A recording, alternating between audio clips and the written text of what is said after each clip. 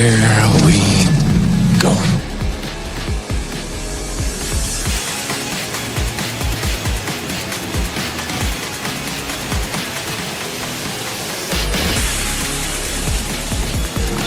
Just get those wonderful toys.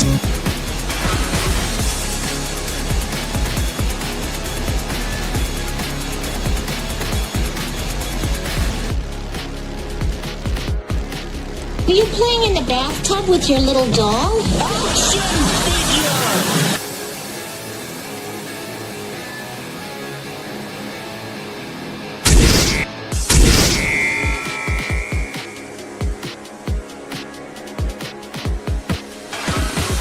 Consider this. What is the purpose of a toy? To be played with. Therefore, to not play with it would be Illogical. Damn it!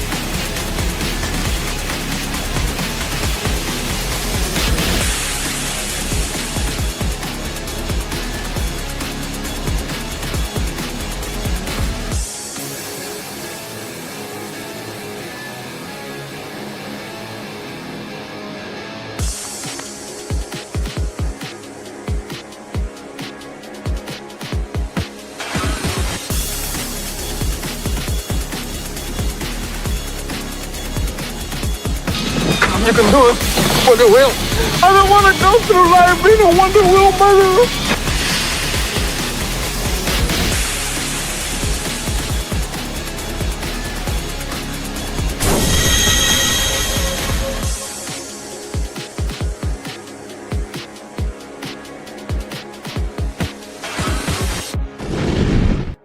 Would you look at that? A toy show. What do you say we go in there and see what they got?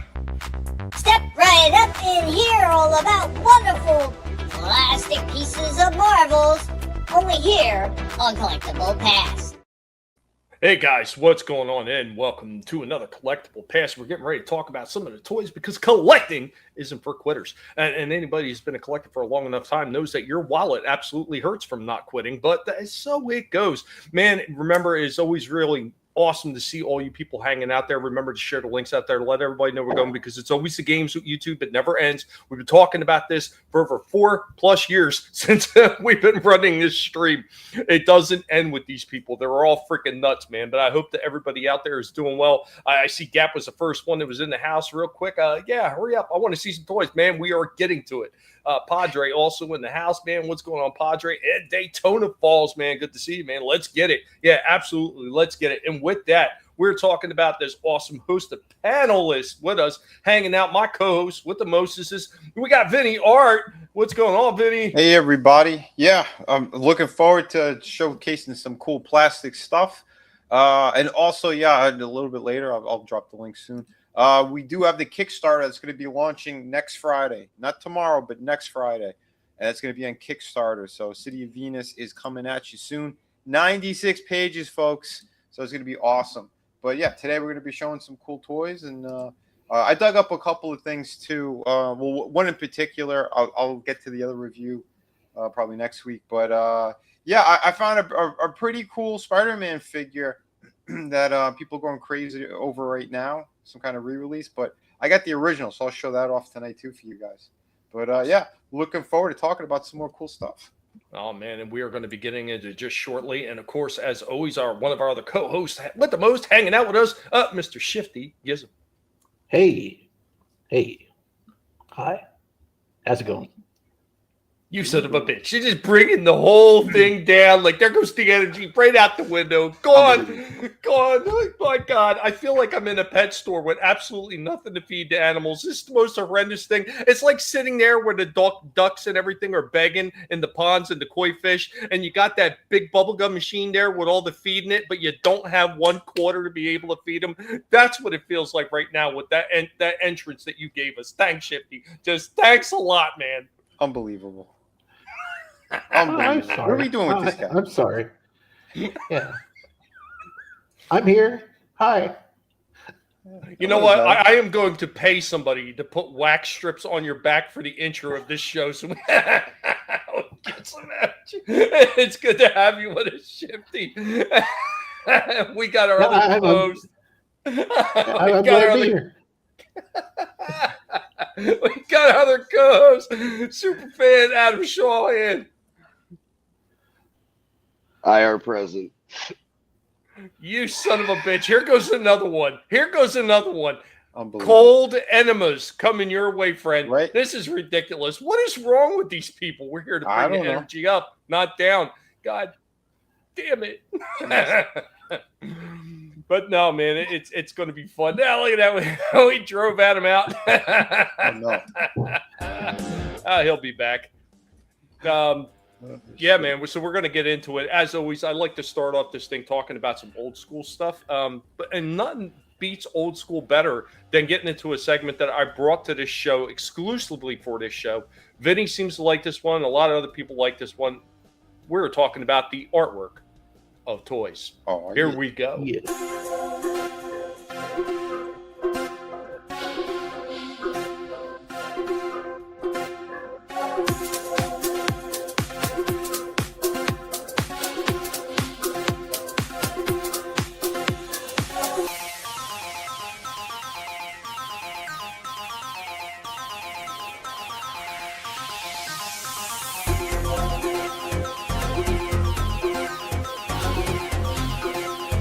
On today's The Artwork of Toys, we'll be making some slick moves and changing it up as we will be talking about another toy franchise that really is more than what it originally seems. We will be talking about Mask, and we will be talking about that artwork that was created for that wonderful line of toys and the cartoon that followed. So the person that is given the most credit for all the artwork for the original Mask designs is Lance Anderson. Lance Anderson didn't work directly for Kenner Toys, but for a package design company that worked for them. Lance Anderson was working for Craddock Design Associates, headed by owners Don Craddock and his wife, Danny Craddock. On Mask, he made the logos, the lines of some of the vehicles, and all the illustrations, but he couldn't color them before getting to the last series. He spent countless hours on the illustrations, redrawing borders, and revising the last details, and then shipping them all to Cincinnati or Chicago, and often getting it back colored by one of the local illustrators. On the contrary, on Silverhawks, Lance Anderson did everything. Logo, finish, final color. He loved working on Silverhawks, and as well, he loved working on Mask. Now, originally, the idea was to use fundamentally ordinary vehicles that could transform into truly unusual and extraordinary war machines. Mask, in this sense, was a hybrid between Transformers and G.I. Joes, trying to take the best of both with a new twist. And while Lance Anderson takes the bulk of the credit, he was also working together with designs with Don and Danny Craddock. A few side notes to be mentioned right here. The good guys were originally led by then just Tracker. Later, he became Matt Tracker. Also, the first movement, the PNA, the Peaceful Nation Alliance, was that of the good guys, and General Miles' mayhem called Venom was originally an acronym for Vicious Evil Nature of Man.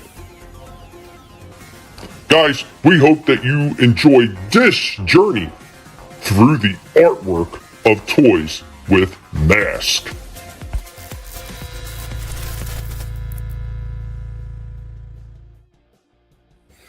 There we go with a little introduction to the artwork of toys and Mask.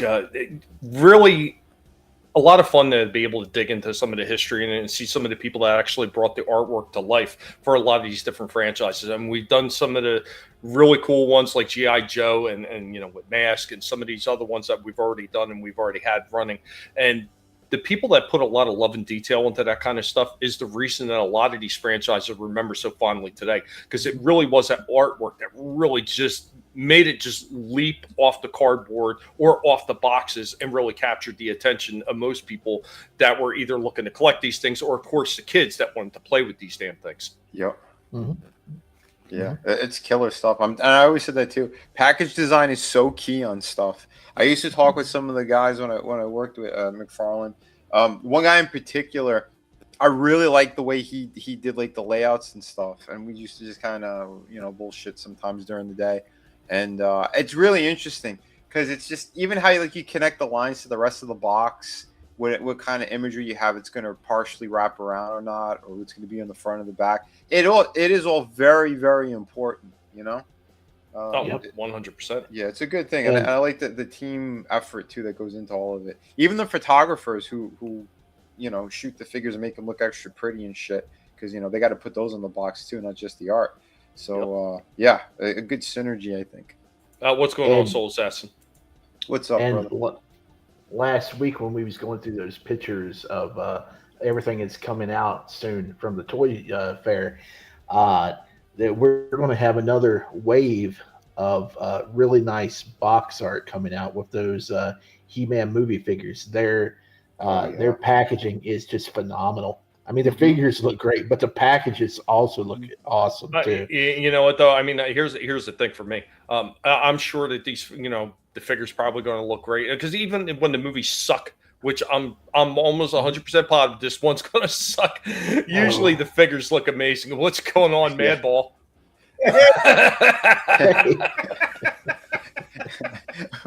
Wait a minute. What the hell? They said someone else looked like an egg, or someone's anatomy looked like a deformed egg. Hey, Grok, take my photo and turn me into a madball. And this is the result. Oh, shit. He kind of looks like that guy from Big Trouble in Little China. Yeah. Thunder, wait, kill him for me.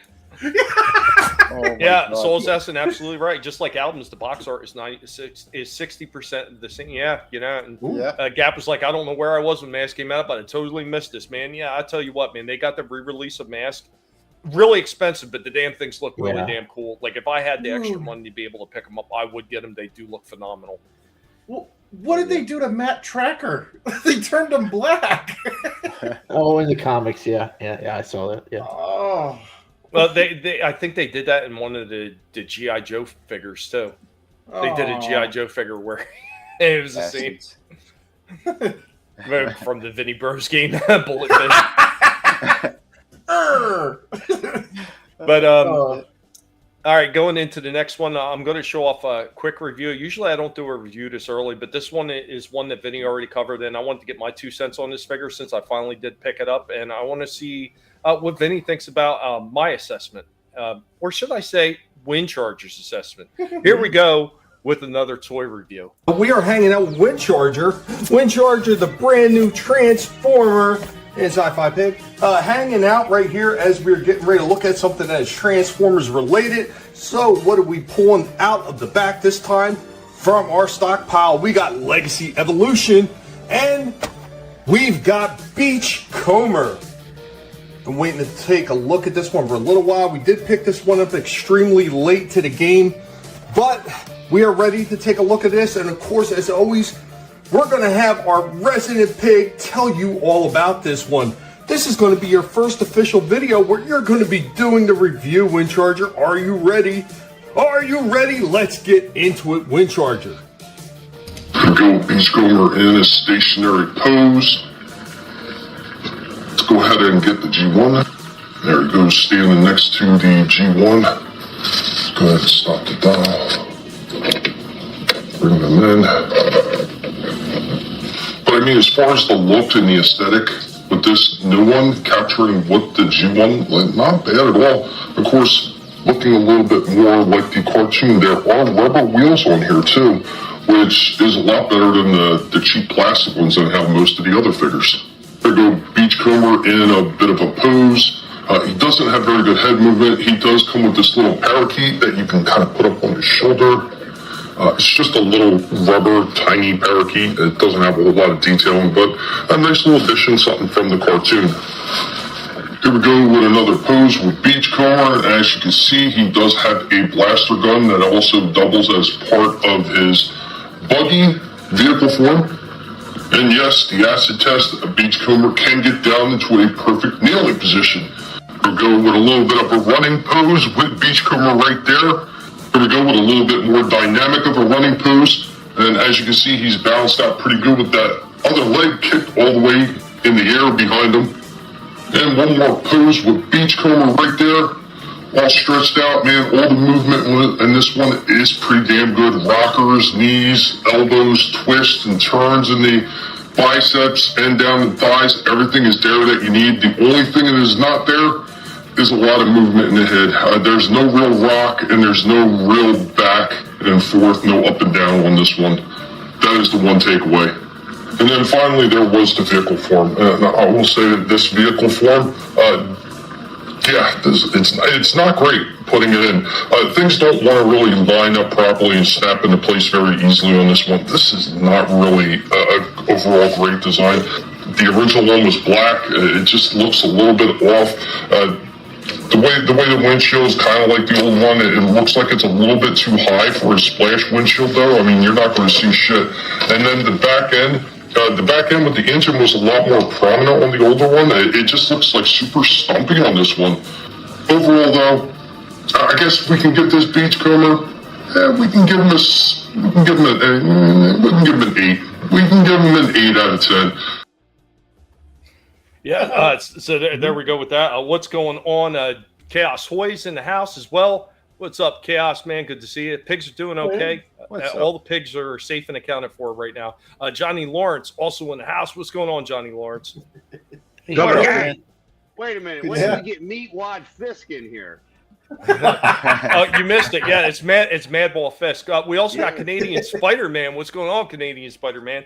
I see all you good people are coming and hanging out, man. Thank every last one of you for coming in to check us out. Remember to share the links out there and let everybody else know that we're going. Really do appreciate it for you taking your time out of your busy day to stop in and hear us rattle on about plastic pieces of marbles that we spend money on.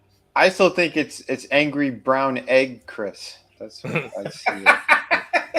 So, what'd you think about my assessment on that one, Vinny? Yeah, it's about fair. I know. Yeah, we talked about it too when I did my review. I still dig it. I think he looks pretty cool in both forms. But yeah, I mean, I don't. To me, he looks like a little roadster more than like a quote unquote beachcomber. Yeah, dune buggy. Yeah, the dune buggy thing. But still cool. I mean, I got that other one, that other triple change with the orange and black one. And yeah, he had that buggy. Yeah, you're talking about Sandstorm. Sandstorm, yes. Like that one made more sense, but he's huge in comparison. He's like triple the size almost. But yeah, that was another pretty sweet one. I just pictured Danny DeVito. Egg? Constipated Madball Chris. Yeah, somebody get this man some Imodium AD. Right. Dude, a robot form I think is pretty damn awesome. I think he looks fantastic. Yeah, it's the head is the only thing. If they did a ball joint instead of just that swivel. Well, it looks like they did a partial ball joint, but they didn't leave enough room for it to move. They've done this kind of thing over and over again, where there was plenty of room to leave a full size ball peg in there so the head could get movement, and they just refused to do it. Oh, for sure. I don't know why, but it's because they didn't use Pepto-Bismol. That's right. I do love the rubber tires, though. You don't see that too often. That was kind of nice, on Transformers, yeah. Yeah, well, I mean, that was nice, especially since, like most of the original ones, a lot of them did have rubber tires. I mean, Bumblebee, Cliff Jumper, the one that was a hybrid, it was, it was on a hybrid package because he was either Bumblebee or Cliff Jumper package, which I will be talking about next week. Bumper, early people called them Bumble Jumper. That one came with rubber tires as well. Then, of course, you had Beachcomber, and then there was a few other ones that had rubber tires. But, yeah, it was something that they did have on some of the original ones, and it's nice to see them putting on some of these ones that are supposed to be retro redesigns of those original figures. It just makes sense. When you were saying all that, all I pictured was Arnold Schwarzenegger when he said "rubber baby bumper nipple." Thing. You remember that? Whatever. Rubber baby buggy bumpers. That's it. No, I think the edge goes to his robot form. Like when you put him into the vehicle form, it looked like if you pushed him, he would fall. Like his arms would fall out or something. Like it didn't look like a very secure vehicle transformation. What was a pain in the ass on the vehicle transformation is the roll cage on it. Real pain in the ass to snap that into place, and it felt like it was going to snap apart. Oh no! Mine went together pretty easily. I didn't have any problems. Yeah, this one, it did not go together easy at first. Were the joints too tight or something? I don't know what it was. It just I usually don't have that many problems with most of these. That one, that roll cage, man, it felt like it was going to snap. Yeah, I didn't have an issue. And the arms locked in just fine. Tommy had a virgin transformer. Oh! There you go. This one here does have rubber tires, by the way. The XA one. Oh, cool. Yeah, that's the So mold. he does. I was checking it out, and I was like, yeah, he's got rubber tires. Yeah, that's the mold that they use so Yeah. many times. That one vehicle. Yeah, I really like the robot form on this one though. That like Tommy, you mentioned like it looks more faithful to the cartoon. Sick. Yeah, dude, they nailed it. Like, that looks just like it's straight out of the cartoon. Yep. Yeah, they I think they did a pretty good job. I mean, I wish the roll cage would have been black because I thought it was black in the cartoon as well. And I've seen actually Hasbro make that mistake a few different times. They've done it with a few of the Constructicons where it's miscolored.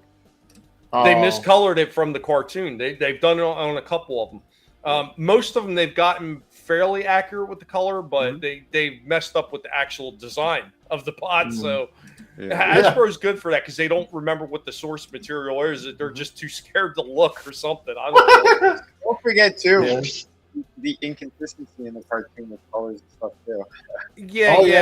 But there was a pattern that they were supposed to follow, and they know what that is. They're just plain stupid. I mean, it's kind of like the Bumblebee, the Studio Series 86 Bumblebee. That doesn't look anything like the cartoon. It doesn't look anything like the studio, or should I say the 86 movie, and it damn sure doesn't look anything like the original damn Bumblebee figure. It doesn't look like any of them. I don't know what they were going for. The thing looks like a Mini Cooper to me. And I did not sign up for Mini Cooper Bumblebee. I'm sorry. Not even. I don't even know what the hell it was trying to be. The 86 vehicle form was just like weird. The whole thing is weird. Don't get it. Well, wait till I get into what I have next week. Next week is going to be another interesting one. It's going to be that big 4-pack. So the 4-pack that had Ultra Magnus, it has Bumper, it has Horrible, and then it's got that weird animated Nemesis Prime. Gotcha. Which, woof, wait till you hear what one of those figures gets. Like, it was horrible right out of the package. I couldn't believe it, and I was just like, yikes. But, So Tommy, wouldn't that have been considered wannabe, European wannabe Bumblebee? Pretty much. I mean, once again, I don't know what they were going for, but they did a bad job. Back the Force Condom Transformer. You know what? Some of these third party companies though, man, are pretty hilarious. Excuse me.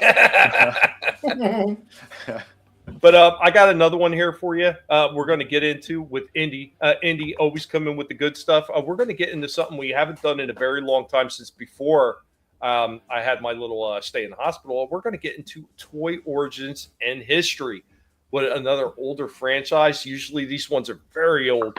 Let's see how many of you guys remember this one.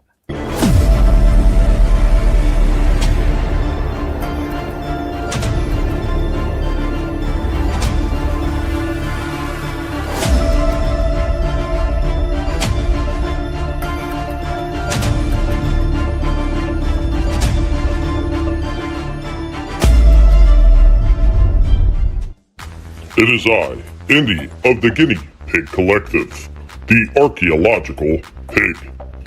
On today's Toy Origins and History, we will be talking about another franchise that really shook its way all the way to the top of the charts. We will be talking about Weebles, released in 1971. Upper Room's Weebles joined Fisher-Price's Little People in the race for the best tiny plastic folks. These were cute, egg-shaped bodies that had unshakable sense of balance. The Weeble Wobbles Weeble Wobble, but they don't fall down, became an absolutely ingenious catch line for this small, but absolutely engrossing for younger children line of toys. The figures were designed as a family: the dad, the mom, the brother, the sister, the baby, and of course, even a dog. Their bright colors and constant movement attracted younger children, and all that swaying seemed to have a calming, almost mesmerizing effect on them.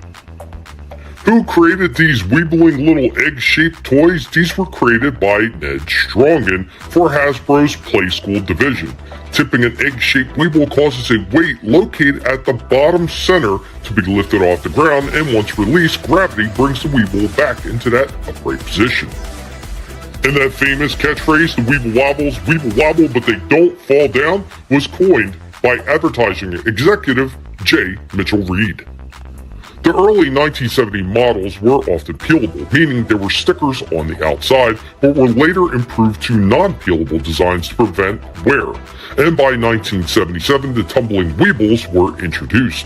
The line included extensive, iconic, and often rare playsets like the Treehouse, the Haunted House, and the Cruise Boat. Licensed characters such as Sesame Street and Disney characters were added in the 1970s. After disappearing in the early 1980s, they were revived in the 2000s, featuring larger, redesigned figures, and in 2011 Time magazine named Weebles one of the 100 greatest toys of all time.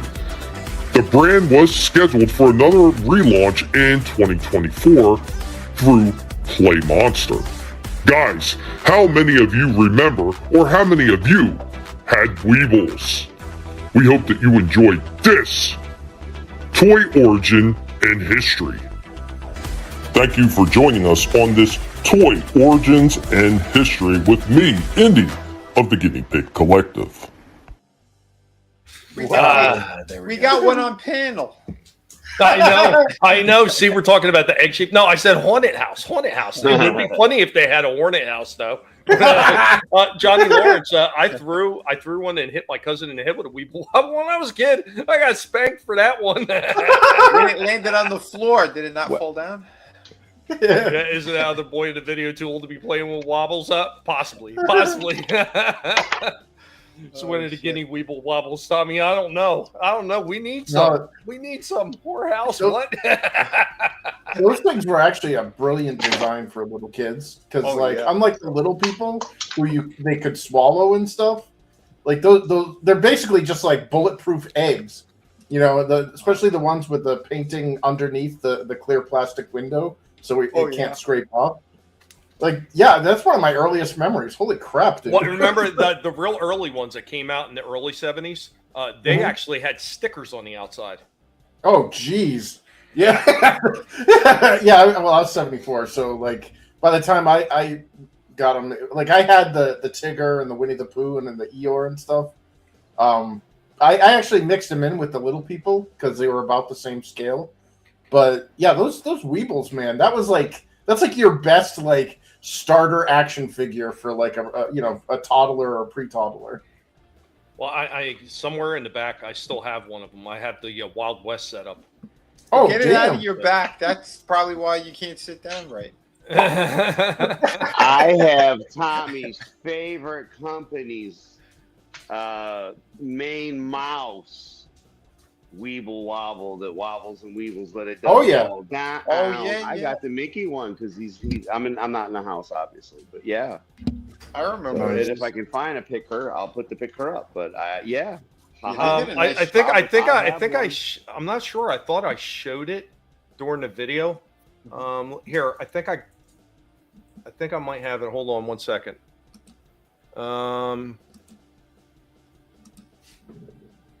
Oh no, it's Goofy.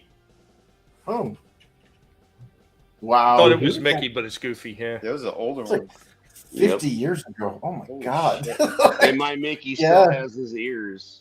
Nice. He had ears that poked out? Yep. That's what I have sitting in the crate. Nice. Oh wow! Cool. Yeah, cowboy hats on a couple of them. Yeah. Yeah. Did the cowboy hats come off, or is it like built? Yeah, they do. Yeah, they do. They got little tabs on there. Oh, nice. In case you didn't know it, notice that's a Native American.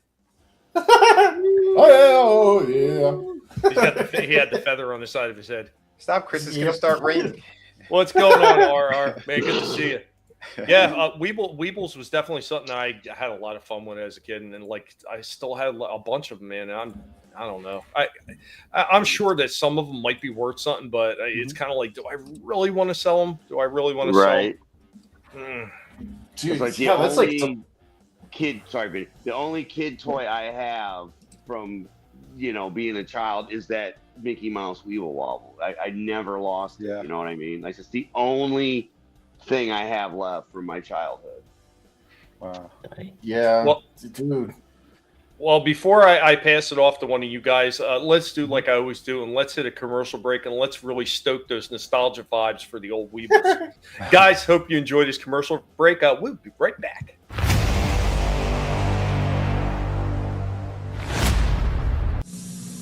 After these messages, we'll be right back. Ever watch kids play with Weebles? It's really something. Hey, hey, look at me and Weeble. Me and Weeble all around. One day, kids pretend they're flying into Weeble Airport. Next day, they play around the Weeble Cottage. Or if it's real nice, they go out to the Weeble Marina and go fishing. Hey, hey, look at me and Weeble.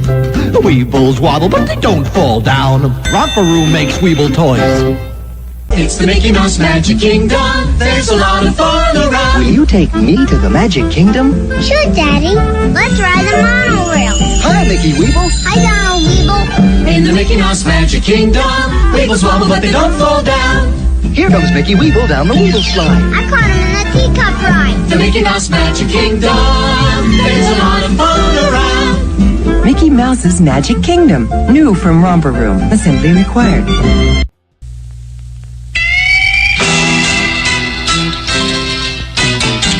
In a Weeble's haunted house, Weebles wobble all about it. It's a real exciting place to be. A smiling ghost with glowing face has a secret hiding place, and that's not all, there's plenty more to see. Cause a Weeble's haunted house is a great place to be. Weeble's haunted house, including glow-in-the-dark Weeble ghost from Romper Room. Now, back to our program. Was that supposed to be Casper? Was that Casper the ghost? It's just supposed to be a random ghost. Yeah, I think they wanted to do it. Adam, was that the Mickey you were looking for? Yeah, I'm pretty sure it was. Hell yeah. I'll find well, it. Romper Room. Wasn't that a TV show? Yeah. There was a Romper Room, but you got to remember too, Play School Romper Room was just a subdivision of Hasbro. Oh. So that was like their kids division, like Play School, Romper Room, and all that stuff. Yeah, yeah. Oh, so Hasbro could still be making these things. Yeah, they could be. Well, one of the things that what Chris was saying about those things, because they were such a good design and everything, they I don't know if you guys remember in the early 2000s, they were kind of rebooted, but they weren't Weebles. So there was a company that was putting something out called Beans. So they looked like little beans that had like the weight thing in them, but they would just kind of flop around. Yeah. And they had like Captain America and a DC character and all these other weird like cartoons and whatever, like I know they had Sesame Street, and they more than likely had Walt Disney characters on these little things. But yeah, like they had the little beans things, and that was basically a play off the Weebles. I don't remember if it was being done by Play School or not. That I can't recall. You remember the inflatable, like it was like the clown, and they did something similar where they had it weighted on the bottom? I remember the big one, like the bop bag one. Yeah, that's what I was talking about. Okay, Did you just have the squeaky rubber nose? Yes. Yeah. We used to hit those things. They go flying across the room. It's like they stay on the ground. I had an R2-D2 that was like that. Oh shit! Nice. Breaking Bad wobble place with glow in the dark meth lab. Oh, Mr. White. It's all blue, like. Oh my god! Awesome, man. Yeah, but that is my opening salvo. Very cool, guys. By all means, take it away. Yeah, I'll show a quick one. Hey, Janet. Yeah, this one. Hey, Janet. This one is actually a figure I got for 71 cents. Whoa! What? This was a Hasbro figure. So I got one of those Dungeons and Dragon ones. Yeah, I Druid. Yeah, I didn't know shit about these figures, to be honest, but I'm like, I met the actress, so I'm like, yeah, what the hell? Looks kind of neat. let's do a review on it. But yeah, GameStop had a big had their big discount. It was like 70% off, and this thing was already on clearance. So with that and my $5 coupon, she was 71 cents. So wow. Yeah, that's one of the ones that didn't end up at Ollie's. Okay. Oh. Shit. Yeah, I think they had one other character, but I saw the movie once. Yeah, they had a bunch of them in Ollie's, including that weird, like, what the hell was that, an owl bear? Or Yep, yeah, big white owl bear. Yeah, that was her actually. Yeah, she turns into that in the movie apparently. But yeah, dude, that's an overlooked movie. Sorry to jump in, but like, guys, it's a shame that movie didn't get like. I understand it's modern Wizards of the Coast and Hasbro and all that crap, but like. It was a good movie. It generally made me laugh. And not only did it, like, was it funny, but they had autistic levels of Dungeons and Dragons, like, detail. Yeah. Like, I knew all the references they made, and I was, like, hoping they'd, like, screw something up, and they didn't. Oh, that's good at least. Yeah, because I didn't know shit about Dungeons and Dragons, but I thought the movie was okay. I have nothing to write home about for just someone who's not really into the lore or any of that. It was all right. It was entertaining. But the characters, dude, like so they had an autistic paladin with 0 charisma who was freaking like I don't think he was trying to be funny, but it was absolutely hilarious. Like when they're like, he's gonna walk over that boulder, isn't he? Yeah. And then remember with the character. By the way, that's the other character they had at GameStop. Oh, the paladin, sweet. Yeah. And then they had the wizard who was like failing his intelligence check while he was trying to maintain the illusion of the guy what was Chris Pine's bard character, and like the guards are all distracted, like, oh hey, that's a cool song, and also the guy just starts melting. He's like, they're like, what the hell's wrong with him? Yeah. I think it was that Rodriguez chick that kind of bombed the movie for me anyway. Yeah. Didn't of like all her. That's my only gripe. I got her character and the bard, or not the bard, the guy that you was just talking about. I got her and him. Okay, was her figure at least decent? Not really. I just got it so I can kit bash it. Here, here's the 71 cents, which I think I'm gonna probably end up kit bashing to at some point. But today I'm reviewing this figure that I got for only 71 cents at GameStop. This thing was 70% off. Plus, I had my $5 coupon, and I wanted to pick it up. I was curious about some of the Dungeons and Dragons figures, and I did like the actress. She's the one from It, Sophia Lillis. But I met her too a couple of years back, and she was pretty cool, really nice. And again, she's a very talented actress. But I was curious to see how Hasbro had done these Dungeons and Dragons figures. And for 71 cents, I think I was going to get it. So here's the figure out of the box. And I got to say, the detail looks nice, but there's like no paint application. Like if someone wanted to touch this up, it might actually look pretty good. But I think the waist, this plastic piece, is way too thick. It should be way thinner. Likeness-wise, you could see the actress's face there. Side profile is really good. But front on, not so much. It means that the mold was like squishing the head when they pulled it out, and that's what happened. Because the actress actually has a much more rounder face, so it is what it is. Articulation-wise, she does have a bulge joint up there. That's pretty good. Shoulders, they try to do like that cup system, like McFarlane toys. There's not much in there. Single jointed elbows, hinge and swivel for the wrist. Splits are okay for what they are.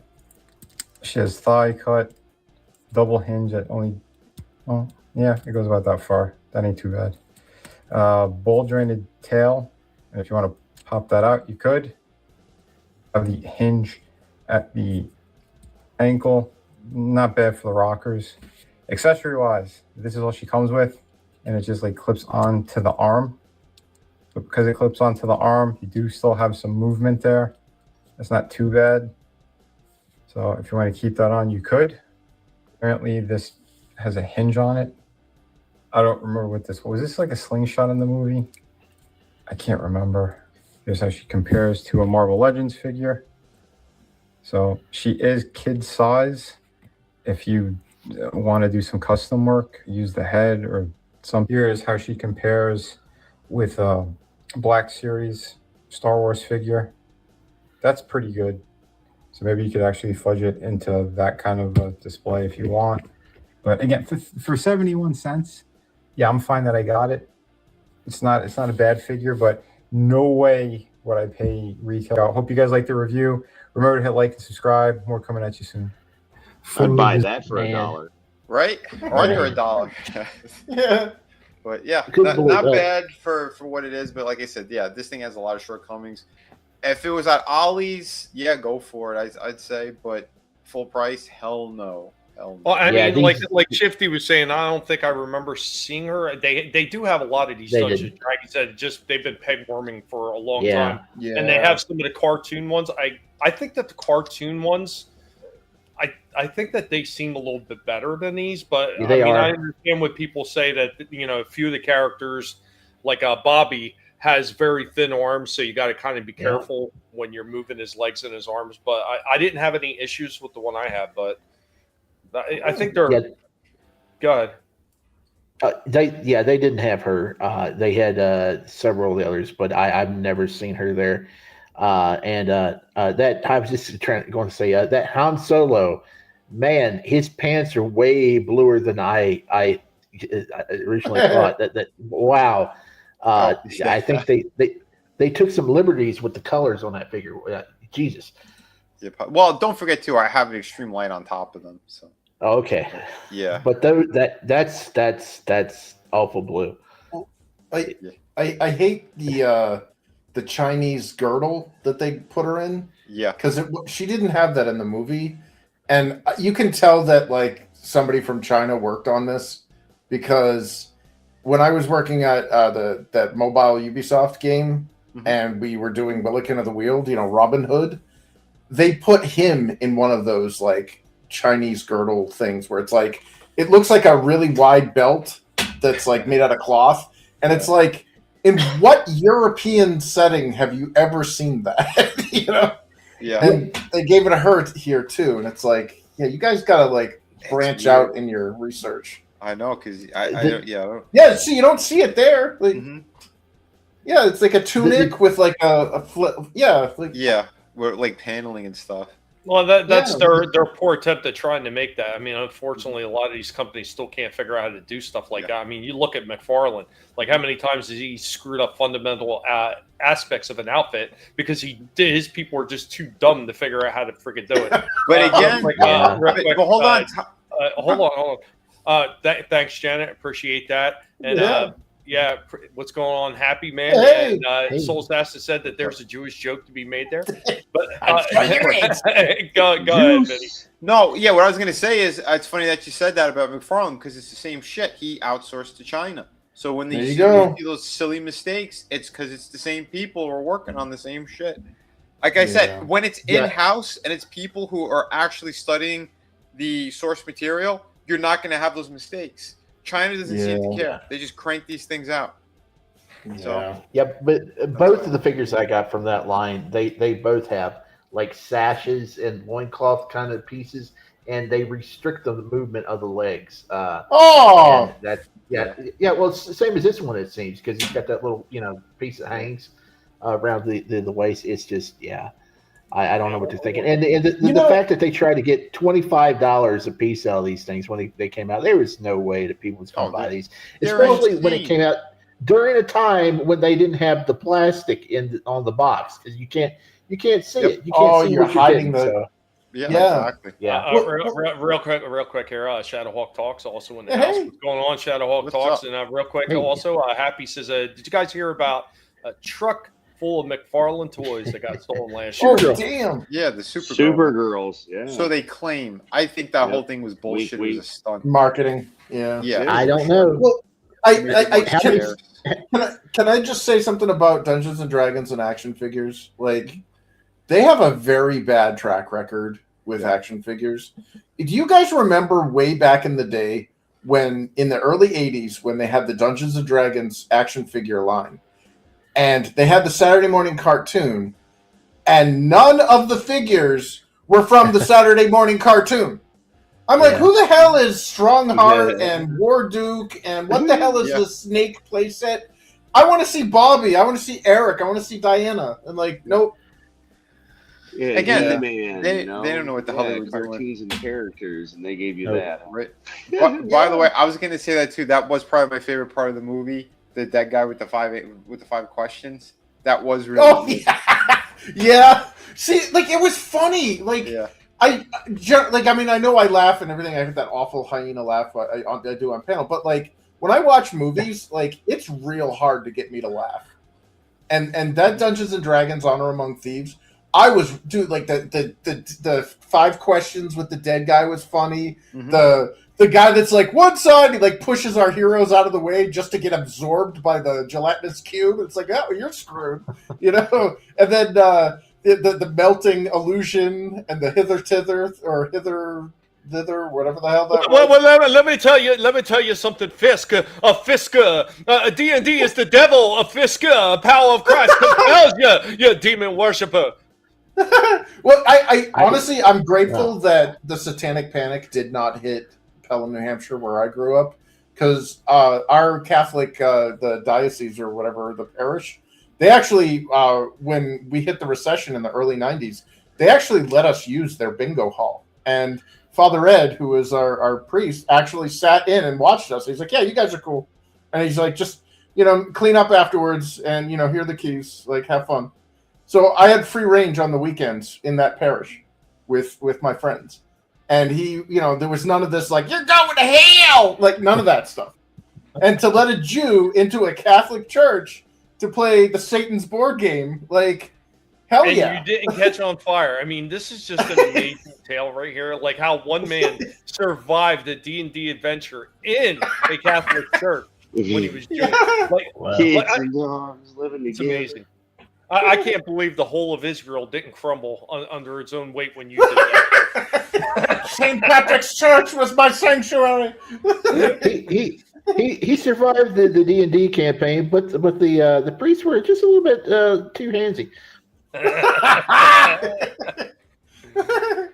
Oh, he touched me in my yarmulke area. Now on this Transformer, show us where. Anyway, yeah, Happy. The cartoon was kind of funny. It really didn't have anything to do with the original TSR game, other than being in name and kind of having some of the class characters you would have played in the original D&D. But I mean, it was a fun game, and that was the hook, to try to get kids interested in the actual D&D game. And that's, you were talking about why didn't you see those characters? That's why, because they wanted you to play the actual game, not play with figures from the cartoon. The cartoon was just a bait to try to get kids interested. So you use your imagination, come up with your own stuff, so we don't have this rinse and repeat world that we're in right now, where we got figures that should be $5, that are, what'd you say those were, $20? And then they had them when they were in the boxes and we couldn't even see it. I remember that. I wasn't buying any of that shit. Yeah, that's a huge no-no. Yep. Yeah, D&D is not the devil, but Wizard of the Coast are possibly satanically bad at business. I agree with that statement. I totally agree. A free roaming fist, God help us all. You're right. Cocaine is a hell of a drug. You have to play that later. Yeah, don't squeeze the yarmulke area. You gotta always be careful of the yarmulke area, or it's a very delicate situation. It's a very delicate situation. I got a secondary bris at 13. Rick James, bitch. Yeah. Well, while we're waiting for Vinnie to get back, I got something else that I could show off in the meantime, unless somebody else has something that they could show off real quick. Nope. I don't. No, not right now. Yet. Okay. All right. I got something here. I got something old school. I got old school for everybody. Of course, I am the old school pig, and this is what I do. This is my bread and butter, man. I love digging through the freaking crates of the old stuff from years gone by, and I've got a very interesting piece to show up. If Papa Cotton is, Padre, if you're still hanging out in the chat, by all means, get that shot glass ready, buddy, because you know what time it is.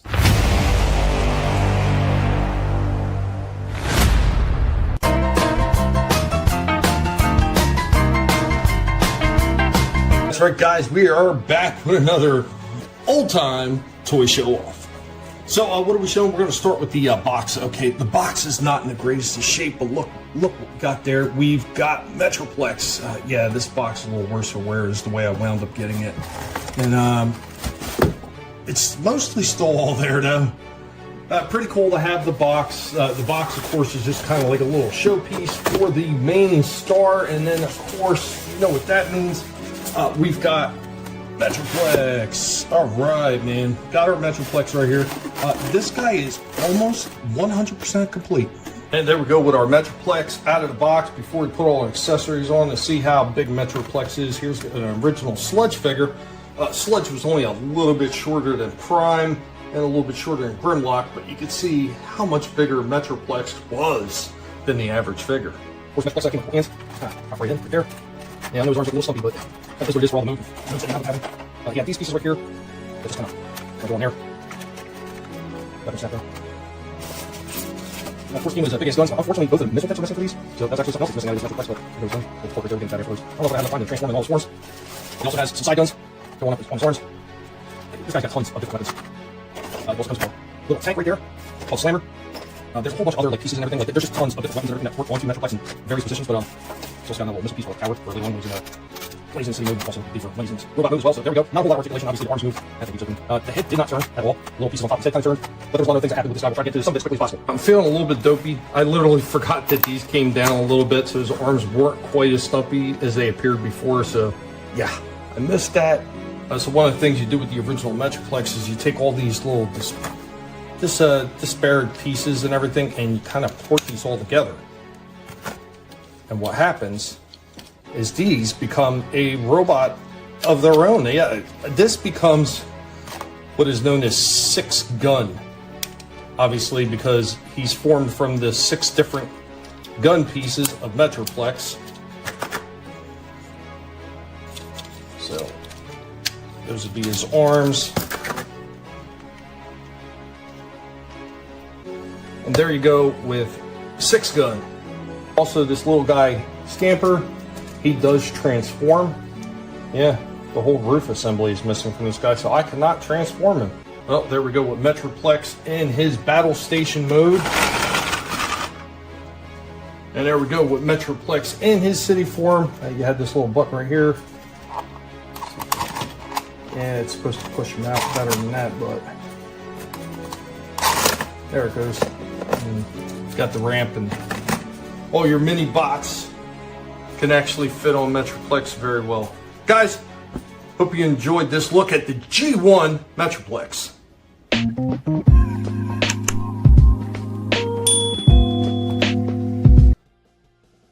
Wow. Yeah, I had that. That was awesome. Oh, dude. Yeah, the playset figures like that, dude, that's a slam dunk. Like every kid wanted that. It was the most awesome in this, freaking huge bot since, the one we just covered last week, darn Mega it. Supreme. Thank you. Yes. So you know what I mean? I never had that one. This one I ended up getting, like I said, new, and it was awesome because the way the car folds down and then the arms, when they're not in the robot form, go on the top and the arms end up being his lasers, as is in car mode. It was awesome. And you could build him with that. Oh, sorry, go ahead. Real quick before we get any further in, real quick, I want to say hello to Iceman Modeler in the house. Hey. What's going on, Iceman? Tina Bojan also hanging out in the chat. What is going on, Tina? Yeah, I know, Happy. He's only familiar with the 2 movies and the novels like Dragonlance and Forgotten Realms. Yeah, there was a cartoon. There was a cartoon. I think you might be able to find it on Tubi or something. Lurch Troll, you finally get a sludge that is not broken. And this is the other thing I wanted to get to. He says he has a question. What was your question, Lurch? Let me know. By all means, go ahead and continue, Adam. It had so many different ways you could use, the different guns. You can make it into its own, like you said, 6 gun. Boom, there you go. It itself had multiple, little robots with it. When a lot of times when you bought one, all you got was the one transformer and whatever it came with, So this was kind of really awesome, again, like the other one, because it had a whole bunch of different stuff. So that's where, and I think it was what, $50 maybe, if that, originally. Yeah, something like that. And it might have actually been slightly cheaper than that. Might have been, right? might Yeah, have I mean, been I'm like 30. guessing, but Oh, okay. That was it. Your last comment was a question. Oh, yeah, sludge. Actually, I do have one sludge that's not broken, and I had another one that was broken. So, but I think the one that wasn't broken, something went wrong on them, and I had to fix it. I just didn't get around to it yet. But I got pieces for it. But yeah, this was another one that got picked up with another lot, and I was looking to see if I had extra pieces. I was telling Lurch because he had one.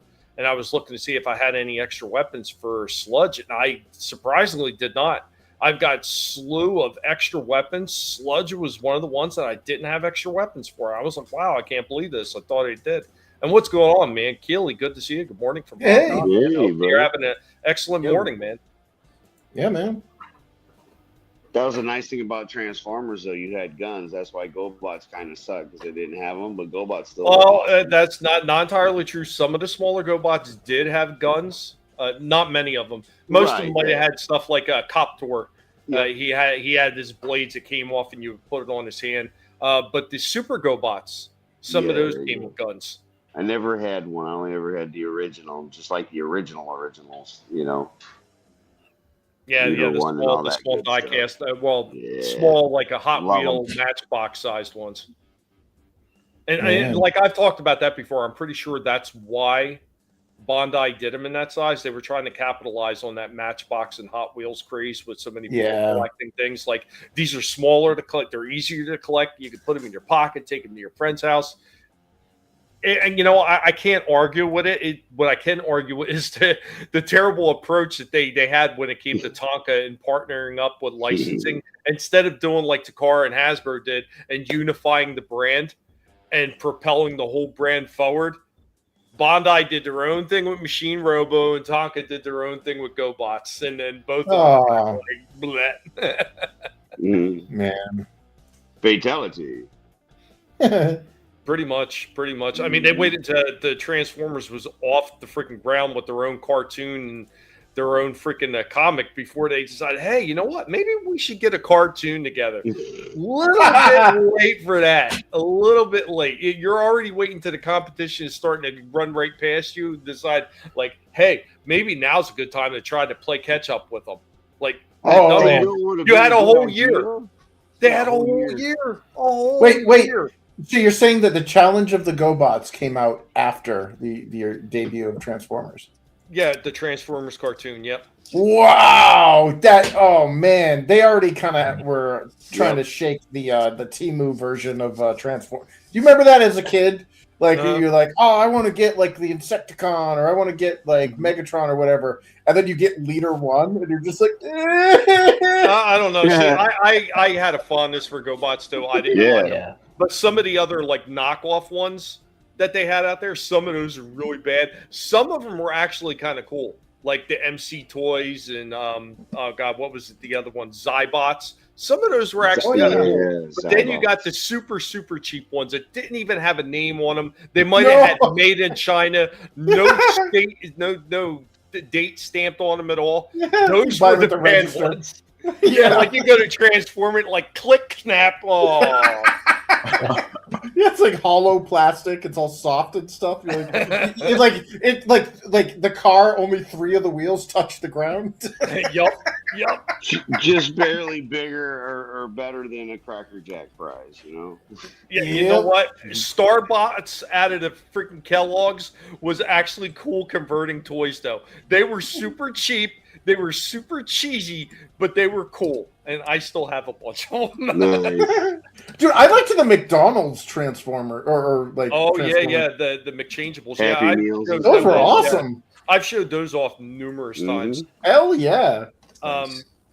Matter of fact, I do have something I'm going to be getting into later, and since Chris said that, I'm going to pull that up. But in the meantime, Vinny, I'm going to hand it over to you while I grab a few more things for later on. Okay, brother. Yeah. I'm going to show one. I was actually I mentioned in the beginning of the show. So I was going through one of my bins a couple weeks ago. I figured I wanted to take a couple of these things out because I'm going to probably do a villain kind of setup and record that at some point soon. But yeah, here's one of them. Let me share screen. So we got the lizard here. Cool. Now, I can't remember how long ago I got this one, but he was a build-away figure. So his arms came off, his legs, the upper, like his head, the coat, all that shit. I don't even remember the wave, to be honest. That's how old this thing is. But they are re-releasing this guy on Amazon. Is like an exclusive to Amazon now. And I don't like what they did with the Amazon version, to be quite honest. This is the better version. So here's a quick look at him, basically. Vinnie art, formerly designer McFarlane Toys, and I wanted to show you this pretty cool looking lizard piece. So this is a build-a-wave figure from years ago. I don't remember the wave or the line, to be honest. Apologies for that, but I know that they're re-releasing him as like a single pack for Amazon. But I'll be honest, I think the colors on the new one look like shit. I like the old one that he has, like they did a paint job on the bottom of his coat there. The skin color is way better, I think. The only thing I think that's majorly different is that they gave him another alternate head, one that looks like the McFarlane lizard. That he's got like that squat head that's really wide with the giant nostrils.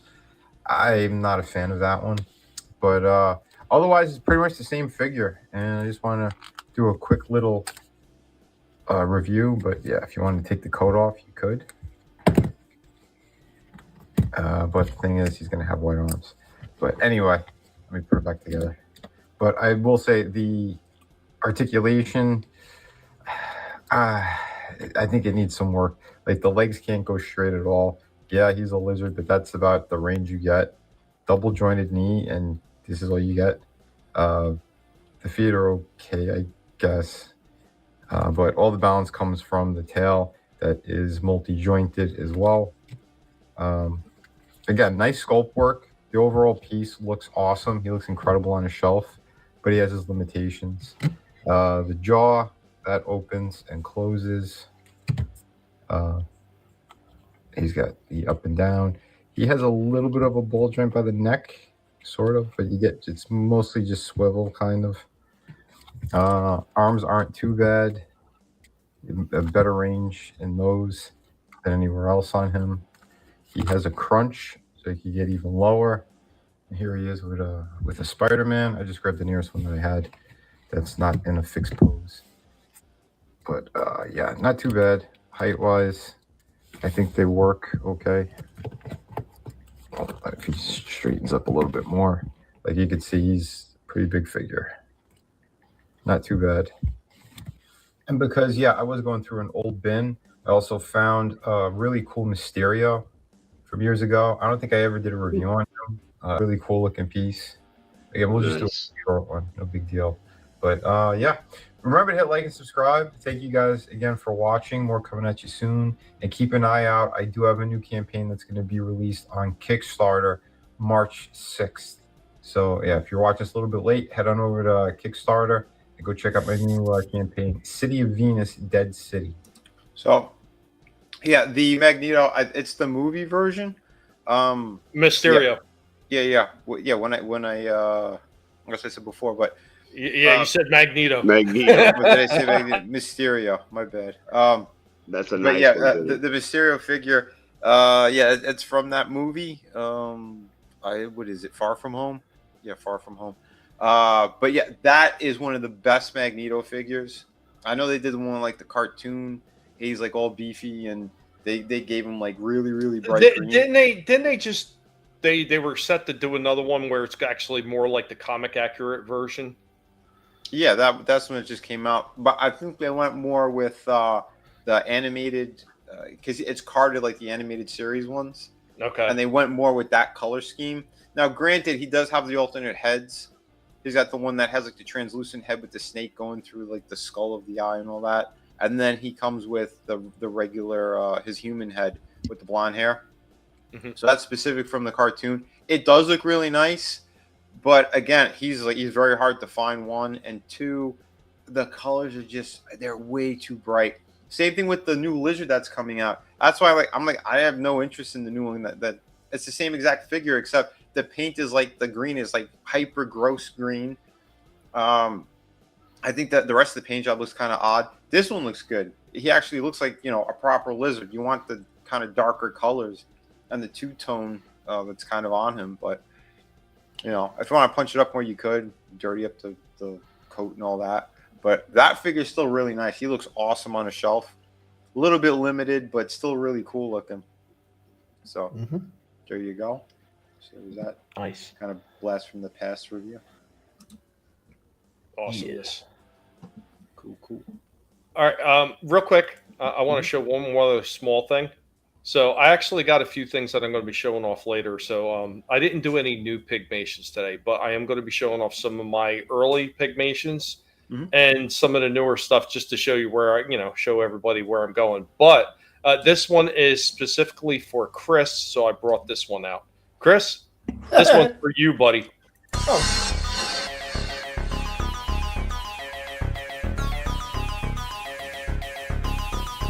McChangeables, Series 1.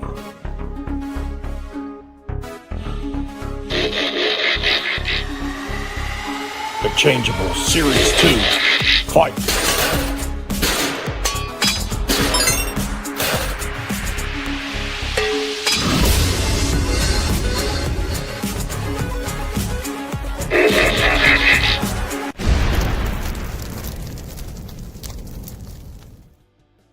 Yes. Nice. Dude, those were so good. They were.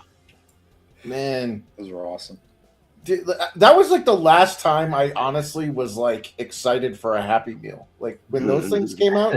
Because I got the double cheeseburger, the red fries, and then I got the soft drink. And I remember one of my buddies got like I think it was like the Egg McMuffin or something, and he's like, "What the hell is this?" And I ended up like I think I traded a G.I. Joe guy or something for it because I wanted to get the whole set. That's cool. Dude, I finally did pick up all the McChangeables. Like I had a bunch when I was younger, and I recently, through different lots when I was buying Transformers, and then I actually just went out of my way to grab a few. And then when I cleaned up my dad's house, it turns out mine weren't all thrown away. The old man had them all, and so I've got every last one of them now. Every last That one is of awesome. them. And what's going on with parkour and comics, man? What's going on? Hey. What's up? Dude, and not only that, those things are like a time capsule in the sense that McDonald's doesn't package their food like that anymore. So you've got like a piece of history. You've got something that we're probably the last people that saw like when that was actually in circulation. Like those. Well, there were. This was maybe 4 or 5 years ago tops. Might have been less than that. Might have been like 2020. McDonald's actually did a throwback, and they brought back some of their old toys, and they sold two McChangeables. So they did the one that looked like a Happy Meal box, the red one, but it's a dinosaur. They did him, and they did I think it was the Big Mac. And then they did a few of their other older toys, and they did like a throwback McDonald's Happy Meal bag and everything. This was a number of years ago, and it was right around that same time as when they came back out and they started doing the Halloween buckets again. Oh yeah, those were awesome. Yeah, I had the glow in the dark ghost one. Nice. Man. Yeah, the new buckets weren't as good. Yeah, don't tell me how to live my life. You guys are killing me. Yeah, he still has the Star Wars Burger King value meal boxes. Still nice. I still have the glasses. I still have some of the most of the glasses. Nice. I still have all the. You remember when they were doing the Phantom Menace and the other Star Wars toys, like from the original series? They were doing like the little spinny tops, the bean bags, the ones that had like little scenes and everything in them. Like they were doing all those at Burger King. I have the entirety of all of them through all the series of Star Wars movies that they did for those little figures. They're in one big giant 27-gallon storage tote because there's so many of them. Wow. That's crazy. God. Yeah, I want to go back in time and collect all that stuff.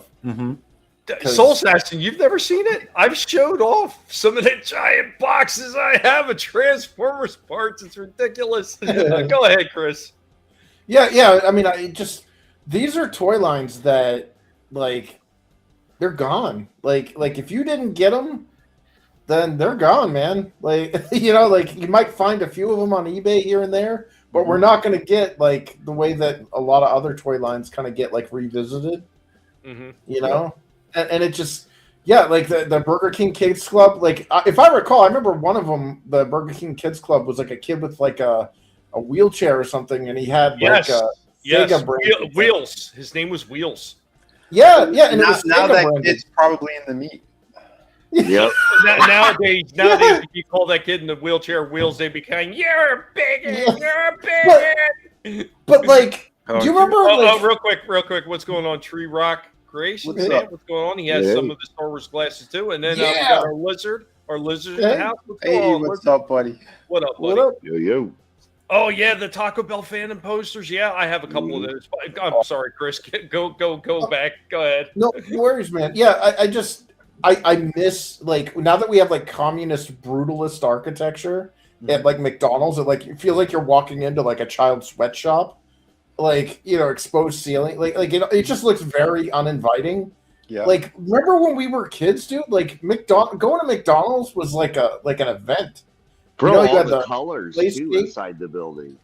Yeah, you had the playscape. You had those mascots. Remember, like Birdie and the little like Muppet style like Fry Guys and shit. The Fry Guys. You had Big Mac. You had Captain Hook. Mayor McCheese. Yeah.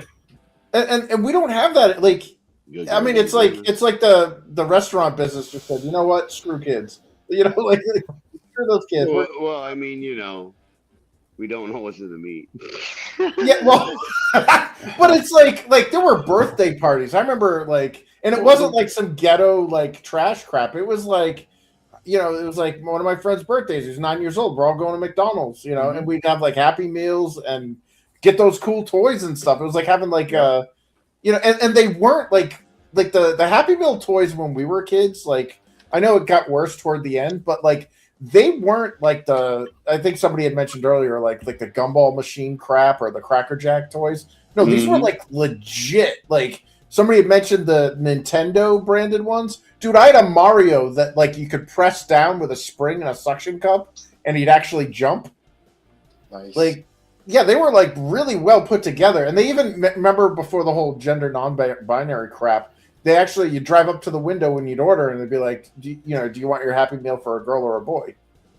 Because like Mattel, they'd be like, do you want a Matchbox car or a Barbie doll? Right. Yep. I don't know. I love that marketing. I feel sad that kids are missing out on that. Yeah. There's a lot of things they're missing out on that we had. Yeah. Oh, for sure. Hey, never forget the old lady asking you, where's the beef? Oh yeah, Wendy's between Those Wendy's all puns. commercials though. I mean, it is. It's from the McDonald's, and we had all that stuff, and it was. Look at how colorful it was when you went in every one of those restaurants. The red roof. Yeah, there was like a forest, and like the stools were like little hamburgers with eyeballs and stuff. Like, man. Yeah, like all the restaurants are being redesigned now to like square ass buildings. Yeah, they're the communist brutalism. Yeah, they just tore down our last Long John Silver's here, and they're going to rebuild it into like a box building. So now we're losing, the fish house or like pirate aesthetic. Yeah, the SpongeBob stuff. So, yeah, they're going to get rid of the dock where you walked up to the building. They would have a wooden dock. Gone. See ya. Bye bye. Yeah, it's not going to be in the redesign. Hell, they probably won't even give out the pirate ship hats anymore. So Oh well, dude, you remember Pizza Hut? Like you can tell where a Pizza Hut was because no matter how they try to remodel it, it's still got that same signature roof. Yep. But like these are like those were events, dude. You go to Pizza Hut, you play on the Neo Geo, you get your personal pan pizza. Remember Book It? Like Book It. All that. Yeah, like that, dude. That's how this fat kid got all the pizza. Was I'd read a bunch of books. As a dyslexic kid, it was like an incentive to like, you want a pizza, kid? You better read that damn book. Okay, I read Panicula. I swear. Right. Well, they had the TVs in there where you could put a quarter in and watch it for X amount of time. Hey. Oh yeah. Wait. Wow. Don't be bad talking Long John Silver's now. I can get all touch puppy. They had a lot of financial trouble, and I know like we only had one of them left around here, and it was actually a split building, so it was Long John Silver's and Taco Bell, And yeah, they shut that shit down, and then now it's Taco Bell only. And they proudly have a sign out there saying this is a Taco Bell only location now. Like, like they kicked Long John Silver's to the freaking curb. What's going on, Frankie, man? Oh yeah, we still. They got him out again. They got him out again, Frankie. Wow, nice. And don't forget, people, you don't even have to buy any of the poisonous food. That's you right. can just go in there and say that you want to buy the figures. Yeah, $2.99 to $3.99, maybe even $4.99, whatever it is now. Actually, you do have to buy a meal though. Oh, I thought you didn't. Oh no, you guys still got to buy like some kind of meal. No, okay. You Come have on, to- guys. You have to buy one meal. So I mean, there's somebody else in my household that doesn't mind eating poison. So Yeah. as long as they get their meal, I can have all the toys I want. So hold on, so Tommy, when you make that order and you bring home your toys and you go, you just throw the bag at the other person and go, here's your Soylent, here's your Soylent Green. Here's your slop. I'll take the toys. I don't live near a coast, so that's good eating that and KFC. I mean that's like I grew up where old people would instill like traditions with me, like KFC and Long John Silver's were like special meals you got on special like events for birthdays or something. So that's what I connect it with usually. So it still has a place in my heart. That nasty greasy fish that I love so much. Well, hey, look, it's like Arby's. Everybody Shitty wants to get the runs. It's the same with Long Johns. You ain't never, Nate had never had Long Johns, and again, he liked it. But it's for some people, and it's not. But we still have them, so I'll see if I can't get you boys some pirate hats. Yeah, you know what? The chat is, I've been reading the chat the entire time. You guys are killing me, man. You are absolutely killing me. Us all Sassafiscus Right America was cool back then. We had a Pizza Hut buffet, man. Yeah, the It's buffet! not sacred anymore. Oh, wow. Padre, Long John was fucking disgusting. Good riddance. Pizza Hut gave DVDs and VHSs with their large pizzas. Yeah, the Ninja Turtles DVDs, out of the show tour. Oh no, our Long John's is a burrito place now. PlayStation Pizza Hut discs. Go ahead, Shifty. Yes, dude, I got some of those. I have some of those. Yeah, bro. Hell yeah. Shit. It's a church, a dispensary, then a restaurant, now a church, but the same Pizza Hut roof. Feeding families and minds, souls and stomachs. That's what we're doing here at McDonald's. I mean, Ray Kroc. No, dude, the book it thing, that was an awesome, like best incentive ever. Yes. Like, you cash it in, man. You're like, yep, I got my ticket here, my book it ticket, and they give you a free personal pan pizza. Yep. And another thing with Long John Silver's, they didn't do this at all locations, but if you got a locally owned one that knew what they were doing, they would make their own fresh tartar sauce. And you haven't had good tartar sauce unless you have fresh homemade tartar sauce. That stuff's great. Give them their tartar sauce. It's tartar. Yeah.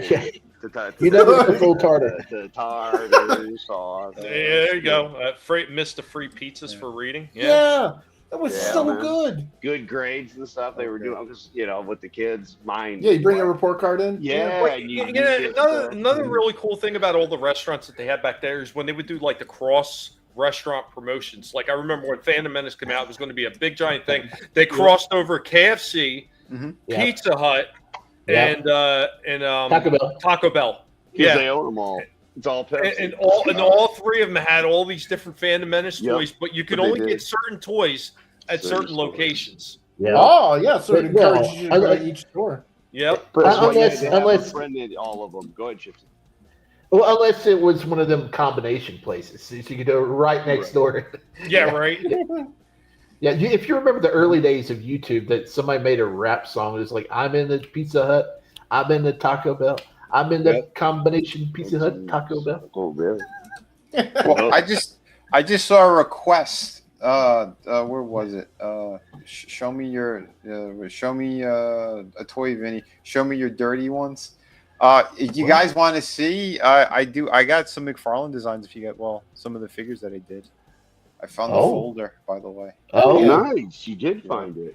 Yeah, we're getting a little bit of Vinnie art history. Release the fundamental files. Yeah, it's the actual figures. If you want to see how, I don't know if YouTube. This is actually YouTube friendly, to be honest. Giggity. What the? You got my interest. Now you have my attention. You know, I just want to say something. Like I was kind of wondering because Lizard was saying nobody stopping by, and I was like, I haven't even seen him put anything out, and I know I subscribed to the new channel. YouTube unsubscribed me from it again. You guys did they do that shit again? Is it? They've been doing it. They've been doing it to me for years. Like I've actually had other people where I've stopped by their channel and they're like, "Man, I thought you were subscribed." I said I was, and then they looked at my channel like I was subscribed to your channel too. Yeah, YouTube just kicks people off. That's another thing you always got to do. You always got to check your subscriptions with the channel because YouTube they've never stopped this bullshit. They like to bury people and they like to take freaking subs away. By all means, back to you, Vinny. Yeah. Well, yeah, fan request wins. Yeah. This is, I think, one of the dirtiest, creepiest designs I've done. This is the Tortured Soul stuff. These are figures. YouTube. These are toys. These are statues / toys. So just in case. That's nasty. Yeah. Oh, really? Yeah. Well, that's what they put this mask on them for in the stores because they said that it was too grotesque to actually. What Vinny did underneath the mask was just So, and this is the figure that did get the entire license. I'm not showing the full thing because like the other guts and organs, it's too much. But wow. Yeah, it's What's that chick? I saw a chick. Yeah. Yeah, the angel. Yeah. There's someone who actually there's someone who cosplayed this a couple of years before the pandemic, and I met the person. They were like, "Oh my god, you're the design." They didn't even know, and I was like, "Yeah, that's actually my full design." So, she nailed it. The chick who did it nailed it. Well, okay. I could take that somewhere, but I'm not. Again, these are toys. This is plastic. Collectibles. Real. Yeah. But yeah. Well, no, but the cosplayer was okay. Hey, check this out. The cosplayer definitely was. Oh shit! But yeah, lots of creepiness. This whole thing was actually supposed to fold up and kind of put on his back, but they couldn't get it right in the when they were fabricating it, so it partially folds up. But yeah, he's hanging himself through the chest. Oh. There's a Ripclaw design I did Red? for the this was the anniversary of Image. That's the Mark Silvestri character from Cyberforce. He's his knockoff Wolverine. Yeah. Here is the anniversary Spawn that they did. Now he's redoing them. So the one that you see in stores is the Elite nonsense or whatever, but this was the first attempt at doing a multi-jointed Spawn figure. Wow. And yeah, I did the whole cross, everything on this thing. Wow. Very cool. Everything. That's nice. Yeah, it was pretty neat. Again, it's a much older figure. It's like 20-something years old now. But, they did what they could for at the time. But again, we were trying to force more articulation into these figures and everything. Yeah. But I love the base. The real chains and all that, Wow, it was cool. It was cool designing that stuff. But yeah, holy crap! The gargoyle was supposed to be way bigger. They kind of changed it a little bit, but he was supposed to be a bigger one to keep the balance. Because as you can see, he's already tipping forward. Yeah. And I said that to them. I said, "It's got to be bigger." Well, we got to save on plastic, Vinny. I'm like, you're going to defeat the purpose of the actual thing that you wanted to do. You said we want to have them up on the cross on like that gothic look. So good luck, fellas. Good luck. Well, they could have lowered the cross a bit and then made the gargoyle bigger. No, the gargoyle just the whole base had to be bigger, like the dome. You have to offset the weight. Yeah, because it's supposed to be a ballast. Yeah, because it comes apart. So right there, like it locks into place. It probably goes up to almost a half circle kind of area. That's really cool, though. Yeah, but yeah, it was awesome. The roof, yeah, it was pretty neat. These are the Onimusha 2 figures. These are the ones I designed. The actual character designs were there from the Capcom game, obviously, but put a little extra detail and everything, and did the poses for all of them. This is the main character from the game. Nice. Was this the one with Jean Reno, or was that the third one? That's that was the third one. This is the guy. He was the lead actor in Ridley Scott's movie. something Rain. What was it? Oh, Black Rain. Black Rain, yeah. With Michael Douglas? Yeah, I believe so, yeah. Because the Asian dude, he passed away, but the family, they got the rights and they basically put his likeness on the main character. That's cool. This is a Jubei. Nice. Yeah, this is one of the other characters in the game.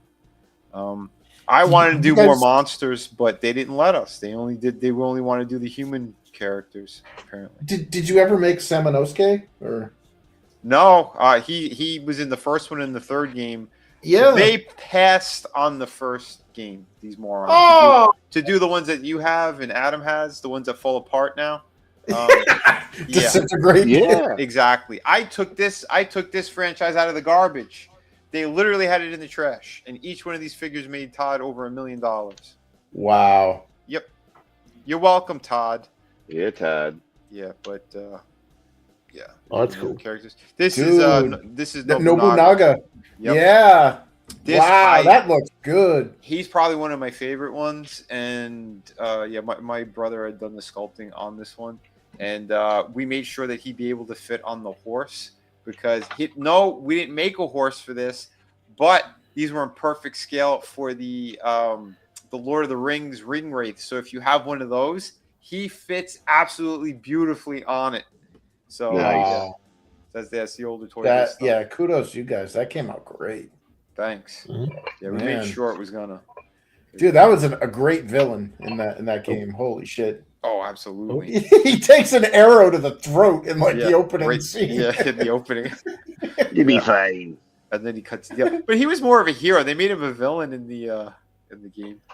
Yeah. Well, that's Nobunaga's and like his whole thing was that he wanted to unify Japan. Yeah. And when he got killed, that's what set off the Sengoku era or the Warring States, where all of his like lieutenants, all of his like lackeys or whatever were all fighting over the table scraps because it was like a dream unrealized. Yeah, that's crazy. Oh, but by the way, too, like this, we snuck some extra articulation and stuff. So this one, there's a diagonal cut that's underneath some of his armor, so he could hinge forward sort of and back, but it's like in a slight angles.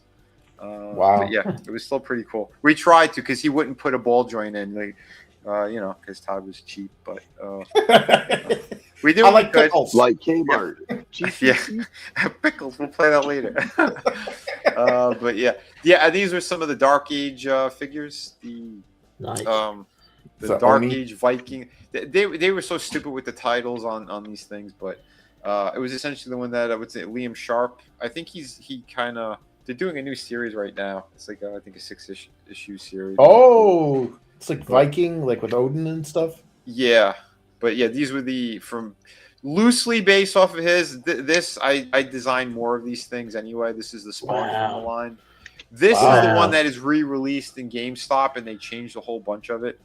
Oh, I want to make that Evil Ash from Army of Darkness. Yeah.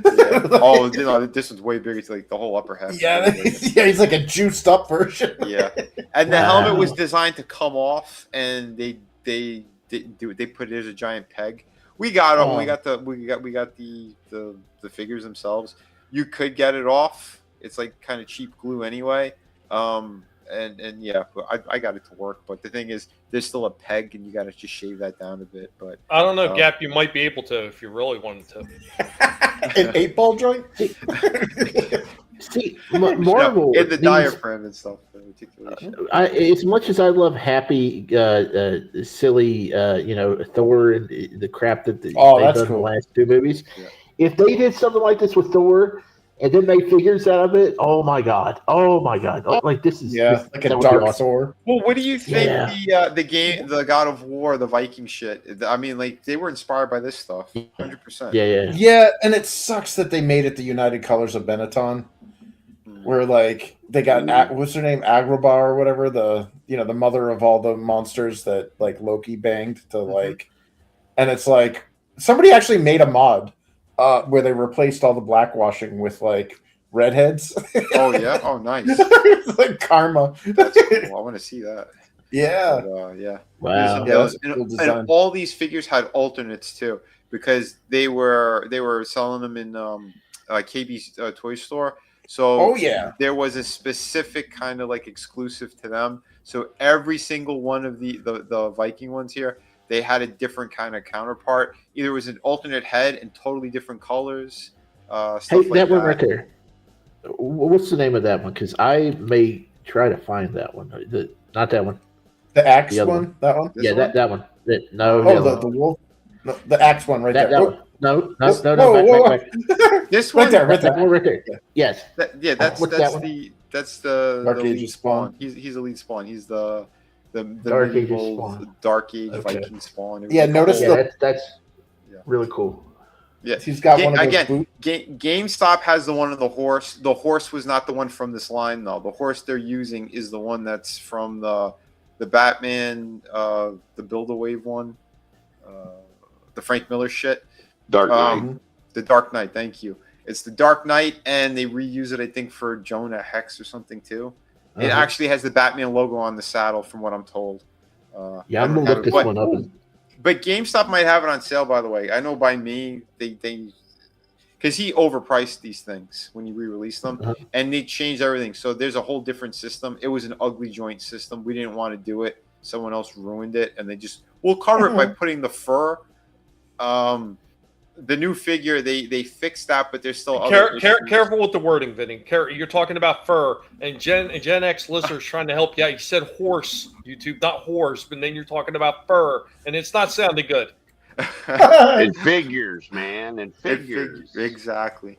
And this is the skull splitter, and there's two versions of him. Okay. So the other version, he's black and gold. He's mostly black with like gold highlights and stuff, and he's got a gold knight helmet. Oh, this is the one that was also, this design made it to his record-breaking Spawn issue. It was like I think 301 or 302. One of the artists did a bunch of Spawns, and he's prominent. He's like the front and center one. That's like a legit weapon he's got there too. That's a Zweihander. Is it a flamberge blade? Like, does the blade have like a slight like squiggle, or is it a straight blade? This one's straight. Oh, okay. Yeah, dude. It's more like a claymore with the freaking. No, that's a lot bigger than a claymore. That's like look at the. Usually those things come like go up to your head. Mm-hmm. Those were designed to cut the heads off of spears and to take out horses. They're what are they called, the languishers? I can't remember the name of the Swiss units that use those things. But I watched some dude on YouTube swinging that thing around, and I'm like, without firearms, I wouldn't even try to engage that dude. That's really cool. Yeah, my friend Oliver, he fabricated the sword, but yeah, these are all my designs. And yeah, we went crazy with it. It was pretty cool. Everyone in the studio thought this was the Spawn. I'm like, that's not the Spawn. The Spawn is the one with the axe. Well, you can tell by his foot. Look at his. There's no boot. Yeah, there's no boot. Yeah. So are all these the Spawns have like, the big trash can boot? Yep. Are these going for like high dollar now, or are they affordable? Oh wow! Look at that. You're gonna have to look online. I don't remember. Okay. I know the female ones might be going for more. Yeah. Wow. Dude. Oh, that gauntlet! Look at that. It's all like dragon scales. Wow. I know. I'll sign. How's the Jeepers Creepers face? Well, this one, I did borrow a lot from the Liam Sharp design. He had like these kind of weird like bone pincers coming out of his face. So I'm like, no, we got to keep that on the character. But this one is the bone splitter, is what he's called. Dude, yeah. Oh, damn. The blood axe. So here's one of the other versions of them. So yeah, and I didn't want to put any of this shitty armor on him. Just I had the headpiece that came down, and we were gonna do other draperies and shit. But the asshole who was running the studio in New Jersey, he was forcing us to. No, we need even more armor on the horse. I'm like, he's another Hellspawn thing. He's from hell. The horse isn't a regular horse. So why does he need all the extra armor? We could do more demonic shit with the darker looking armor and stuff. Make it more like a dragon, some of the pieces. I fought, and at least I won that one. They were going to give him, like, the metal booties, like shin guards. I'm like, get that off of them. Get it off. I was fighting them. I'm like, are you guys retarded? That looks so stupid. It reminded me like historical relevance. Yeah, right. Well, like, yeah, sorry. Oh, what's this one called? It should be the blood axe with the horse. He was the box set for that line. So it was like it was got 6 a real figures flail. plus him. So he's the 7th one, and that was supposed to be a huge piece, not a tiny little one. So I don't know what happened there either, but you know, some of the dummies who are kind of in on that, but you know, that's some of them. Man, this stuff looks great. Like if you guys had just made like some dwarves, man, I would be all over this even more. Well, there was like a dwarf one, but he wasn't that short. He was still kind of he was smaller than the other ones, but not by too much. Wow. Chris, you said that was right. Yeah, the Zweihander. Yeah, dude, like these were monster swords. Like they were like there's a YouTube video because there's a guy that like he's like, this is what a claymore was, you know, and he's got the claymore and it's a big sword, like, you know, the William Wallace style thing without the ricasso, that like leather wrap or whatever. And I was like, oh dude, that's a big sword. They're like, oh, we haven't started yet. And then he pulls out the flamberge or whatever, which is basically the Zweihander with like a little wavy bladed thing. And he's like, this is what the Swiss whatever used. And that thing was like as tall as the guy. And the guy was like 6'2". Like, holy crap. Yeah, that's a vehicle weapon. That's a Final Fantasy weapon. Yeah, that's a Buster Sword. Oh, sweet. You got the Clan MacLeod. Nice. Crap. Yeah, that thing's beautiful. Man. Speaking of claymores, let me go ahead and whip mine out. There you go. Yeah, I didn't know much about claymores or their designs or anything, but I went to the New Hampshire Highland Games about a decade ago, and Clan MacDougall had their tent set up, and the guy had a legit Scottish claymore from that period, from the Jacobite Rebellion and all that stuff, and he was showing me like where like the service. He's like, yeah, this chink or whatever was caused by this, and like so apparently the weapon was just what? This what? I'm Asian, I can say it. But so anyway, so the edge of like the blade slightly tapers, like the real claymores, they slightly taper, and the edge is like super, like you could shave with it. It's like razor edged, but like toward the middle, like what they call the fort or the strong part of the blade, toward the base near like the cross guard and stuff, it was kind of dull. Like it was still kind of sharp, like it had an edge, but it was kind of dull. And I was like, well, why would you pay attention to just putting the edge? He's like, oh, because what you would do is you would hit them with the fort, with the center of the blade, and like cut through the armor or whatever with the force, like break a bone, and then you'd pull the blade in, you know, towards you, and it would ride along to the edge tip of the blade where the razor edge is. So you'd like use the middle of the blade to like do like blunt damage, and then pull in for like a slice.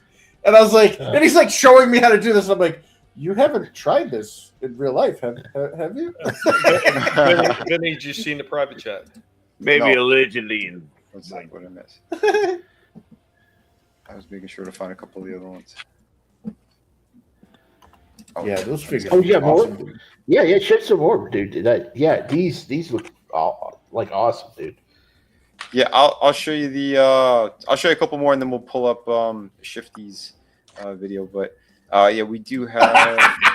Never bring a sword to a gunfight. That is not true, because what happens if you have a sword that is a gun? Oh, touche. Or what if you're like me, where you have both? Yeah. One for the hello from afar, and one for the hello up close. That's right. It'd be like Indiana Jones, dude. Be like, Raiders, baby, Raiders.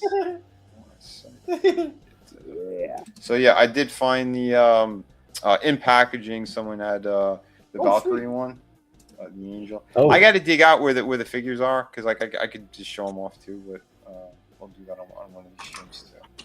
Okay. I think I did in the past, but I can't remember. So there's the Valkyrie. Oh, one of the versions of her. She wasn't supposed to have a tunic on. She was only supposed to have a cross that goes across her bare chest. Oh, what the original design was, yeah, and they bitched. We went back and forth with that. I'm like, we could just make the cross bigger. No, they want a tunic, they want a shirt, they want something. I'm like, you fucking pussies. But yeah. But there is another version where she's got like reddish hair and mostly like white and silver instead of the teal. Color wise, I'm not responsible for the color on that. That was the lead painter one, but Brigitte Nielsen. Yeah, I did go in there. And I did tell them to make sure like the armor is darker because of all the details that we have. I said I want to wash on those. Yeah, so, yeah.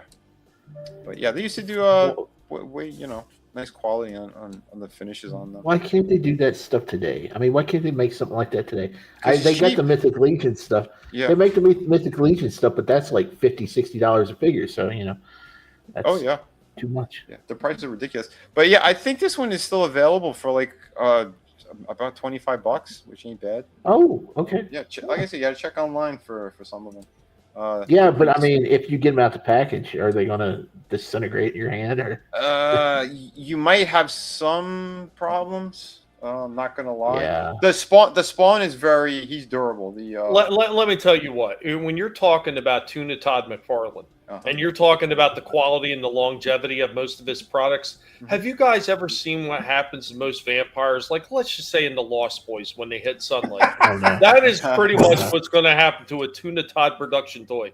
Yeah, kind of. Let me tell you something. Now, I'm really worried about all of our toys that we bought. The diapers on them. Somebody's going to have to make some really good plastic diapers because in about 15 years they're going to probably disintegrate. So somebody should get on the ball 3D printing. You know what I thought you were going to say? I thought you said somebody needs to get on the ball because these diapers are going to start sagging in about 15 years. They're going to be filled. That is beautiful. That is gorgeous. I like the wing design on the head like that. That's cool. Yeah, that was fun. I was going to tell you. So this one, like, we have sliding joints on these because at the time Todd would not do hinges for some stupid reason. But if they do pop off, they're mushroom pegs, so they could pop them back in. Again, with the time frame, I don't know again how durable that stuff's going to be, but the ones that I had were still okay. Like none of those broke. The samurai ones, those all broke. These not so much. But yeah, not the Onimushi ones. The Onimushi ones, some of the armor that was like kind of glued, those parts came off, but the joints were usually still pretty good. It's the Spawn Samurai shit is what those things are just completely brittle. But yeah, this is still pretty good. And the blade, it does separate in the middle. It was designed the way that I had the design. You'll see it on the promo stuff too, where it goes like behind her. So she has one hand up and one is down, holding, the whole weapon across her back. So you know what? You also got to be careful. Like Gen X Lister says, if his balls sag anymore, they will need rollers. And after 20 years, Tuna Can Todd's toys leak fish oil. Oh, that is good if you are having like heart issues, whatever. Bad if you're anybody else because that's away. Next thing you know, you got all kinds of pupper whoppers at your door sniffing around trying to get at your toys. Bad. So here, I want to show you guys too what it looked like without the helmet.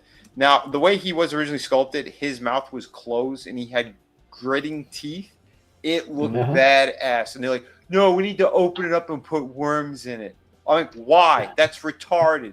Well, that's his Spawn. I'm like, why does Spawn have to have worms coming out of his mouth?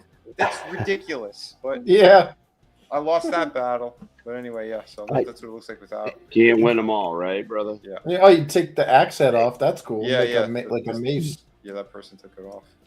Go back to that Valkyrie for a second. One second. Okay, like that's freaking gorgeous. I just don't understand how you can put out something that looks that good, and he's like, no, we can't sell female figures. We're not doing that. Look how good that looks. One more time, Shifty. It's because I was there. This wouldn't have happened. I'll tell you right now, it wouldn't have happened. I fought for it. I wanted more female figures in the lines, but didn't he say people who wanted female figures were psychopaths or something, or serial killers or some shit? Yeah. What the hell? Wow. Yeah. Again, he's a douchebag. That is amazing. And, it's like Frankie says. You heard it here. Tord likes worms in his mouth. This is all true. I like pickles.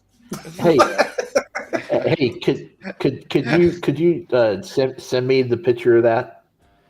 Yeah, I'll shoot it over to you. But hey, hold on. We got to play it because it was said. My quirk is I love pickles. Don't be shy. Push. Oh, I love your dress. Pickles. All right. I know Tommy's probably fuming because I played that. Here is too much time on Todd. Here is Shifty's cool stuff here. Oh, one more Todd. Oh, wow. Yeah, we'll play the Hot Wheels shit. Oh, dude. Yeah, I got way too many of these now. I got like over 20 now. Hot So Wheels. Look at the Sandcrawler added to the collection. I got 4 of them this week.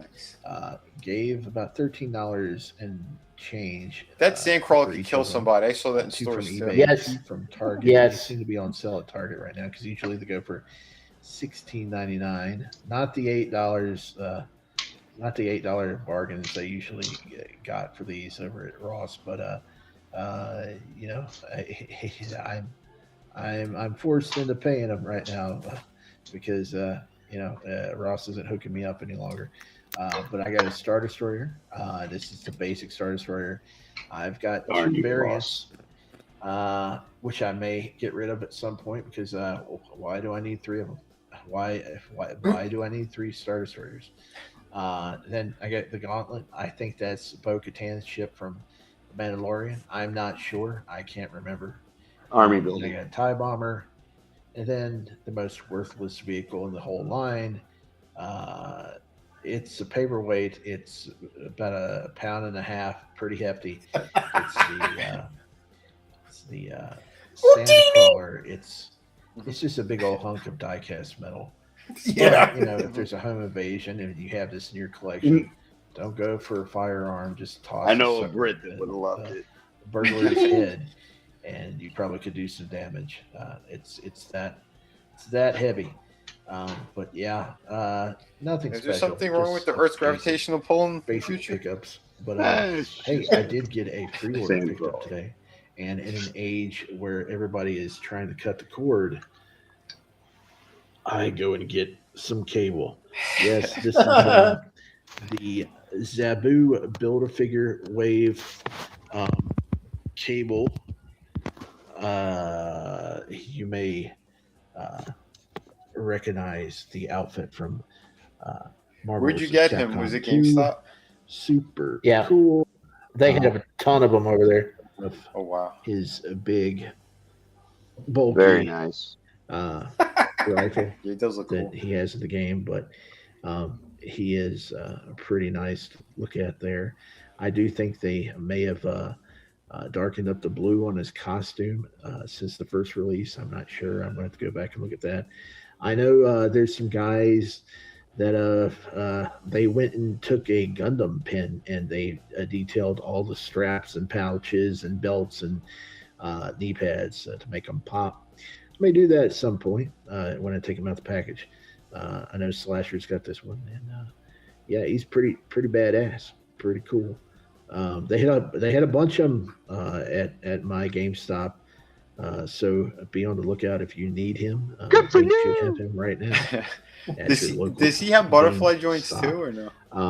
But you know, I he don't doesn't know. have the I haven't really took a big good old, look at him.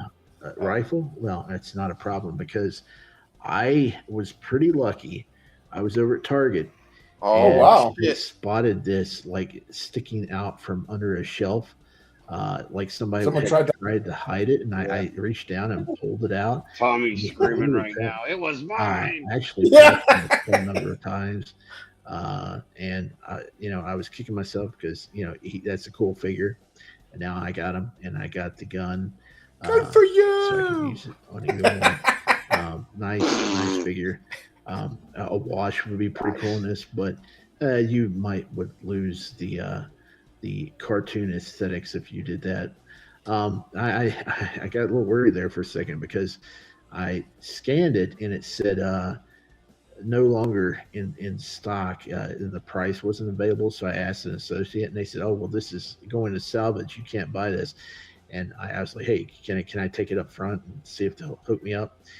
And Yeah, they let me, and I went up there, and after about 5 minutes of them Googling and searching, they finally let me buy it. I actually, at first, they want to try to charge me $41 because that's the price that they found.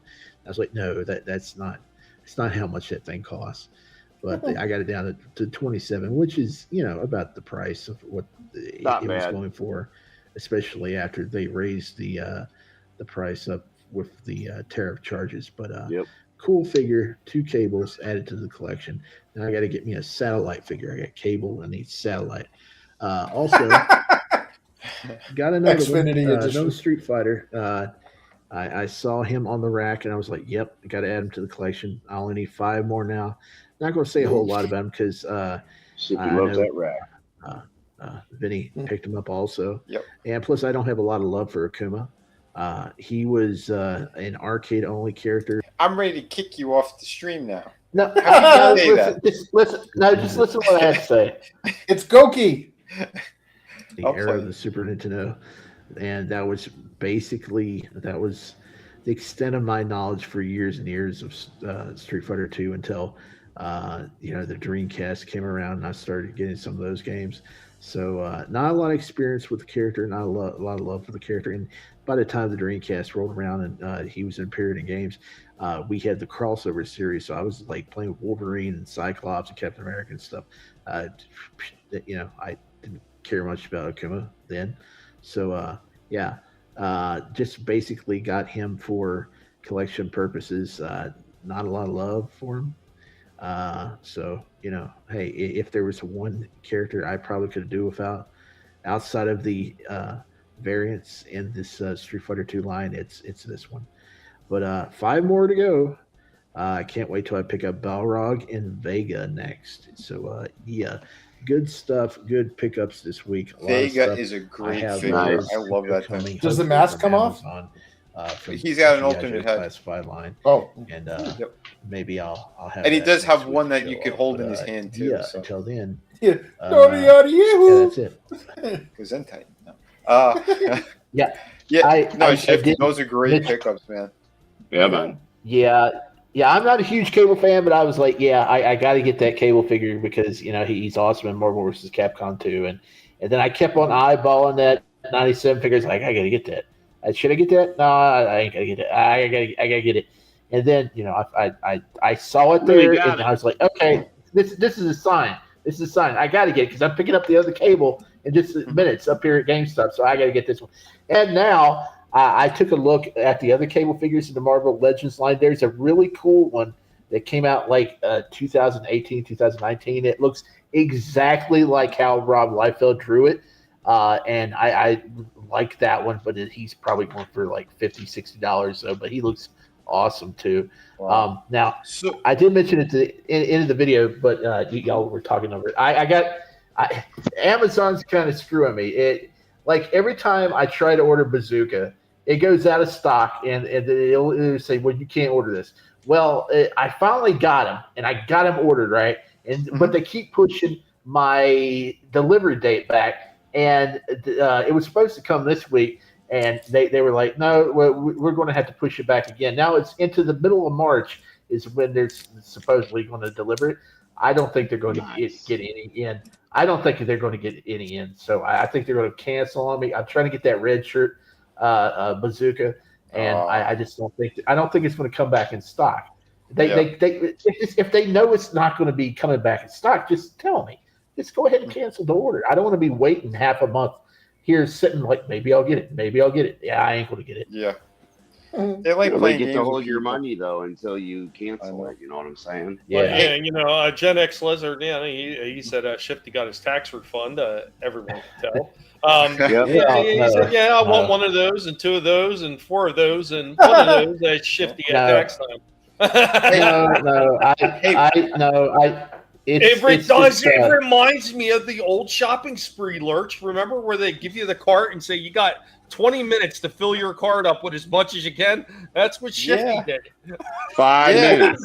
Yeah, dude, that was like every kid's like dream. Wish. Like they wanted Toys R Us. Like fat kids would be wearing leg warmers and headbands and doing toe touches. They're like, I'm going to get in shape so that I can grab as much shit as I Yeah. can. And I was all Well, strategizing. I'm like, I could run by the aisle and just stick my arm out. Supermarket sweep. Remember that? Yes. Yeah. That was awesome. All those times, all those things. hell But yeah. now, listen, guys. I had reserves. Like I never bought a PS5, so I had some money built up to where this generation of video games fucking sucks. So I chose to spend my money on other things. It's quickly over the last 2 years, it's dwindling now. So I've got to take a step back and really look at what I'm getting. But I got to finish up. I got to finish up that Street Fighter line first. Yeah, for sure. I got a question for you, Shifty, and then I'm gonna show Frankie actually sent me some photos of what we were talking about before, so I'll show those two in a sec. But question: out of those two cables that you bought, which one do you like more? That is tough. I like them both, and I'm not even a big cable fan. I think that the head's weird on the. I think that I like the old style head on the old body, but I like the Capcom Marvel vs. Capcom 2 body.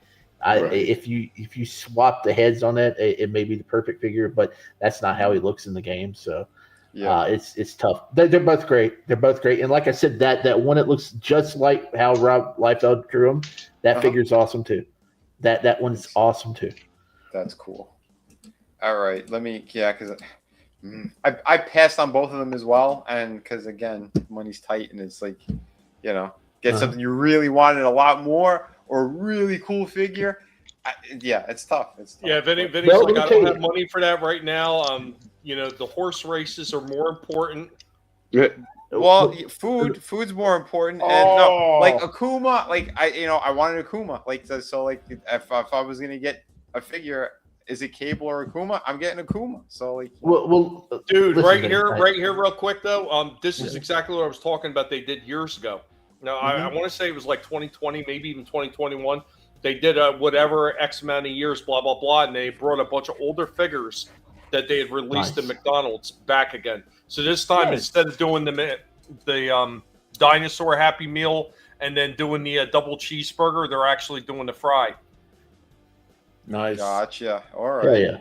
And he did send me. He showed me. Hold on, I'll show you the burger as well. So here is. It's actually can't kind of just like scroll through. I got to stop and then share again.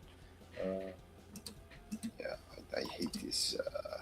The way that they did this crap is just stupid. But yeah. All right, Adam. There's the burger. You have a good one, man. Later, Adam. So yeah, there's the burger. Hell yeah. And then those were awesome. No cheese. Yeah. Before Adam goes, did you have anything you want to say real quick, Adam? Adam? I guess not. No. Yeah. I thought I would ask. He's still there, or is it just delayed because of the phone? Yeah, it's probably just a ghost. Oh. But yeah, so that's some of them. Yeah, see, that doesn't even look like the original. Not at all. The fry one looked like it might have been close to. So the ones that they did years ago, they looked exactly like the original ones. Like it looked like they might have dug out the original molds and then redone them. They only colored the double cheeseburger slightly different, but it was basically the same damn thing. Yeah. And the one that was the Happy Meal that was turned into a dinosaur, that one was exactly the same as the original because I have an original one. And I looked and I was like, yeah, they're exactly the same. God, I wish they'd put those originals in that style of box. Like that box is really cool. Where you get to see all of them like that. Mm-hmm. Yeah, it was pretty neat.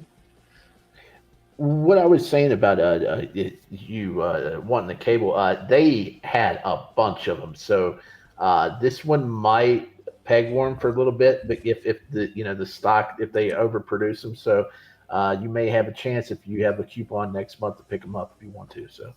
But then again, you got Balrog and Ida coming out, so yeah. Like I said, man, they're getting us good. Check that picture out there. I sent up in the. Oh, sweet. Okay. Yeah, it looks You nice. see what the guy did? He took a Gundam pen and he went over all the detail on the figure, and that thing looks amazing. That is nice. Yeah, I think I'm going to try to do that, and maybe do it on my Cyclops too, and just make it pop. Make it pop. Yeah, that's pretty cool. Yeah, that could work. Yeah. Gotta touch up our figures, you know. For some reason, I don't like putting those extra washes or little bits of detail with You'd think a wash doesn't even require like any accuracy. You know, it's like a dip and wipe. Yeah, pretty much. Man. Oh, here, guys, I got another interesting one for you. What you got? I wish Adam could have stayed to see this one, but yeah. So this is the last of the ones that I picked up, and I'm just going to let the video speak for itself. I was a lot more impressed with this than the other one that's just like it. You'll understand what I mean as soon as I start playing this. This is a two-parter real quick. All right, here we go.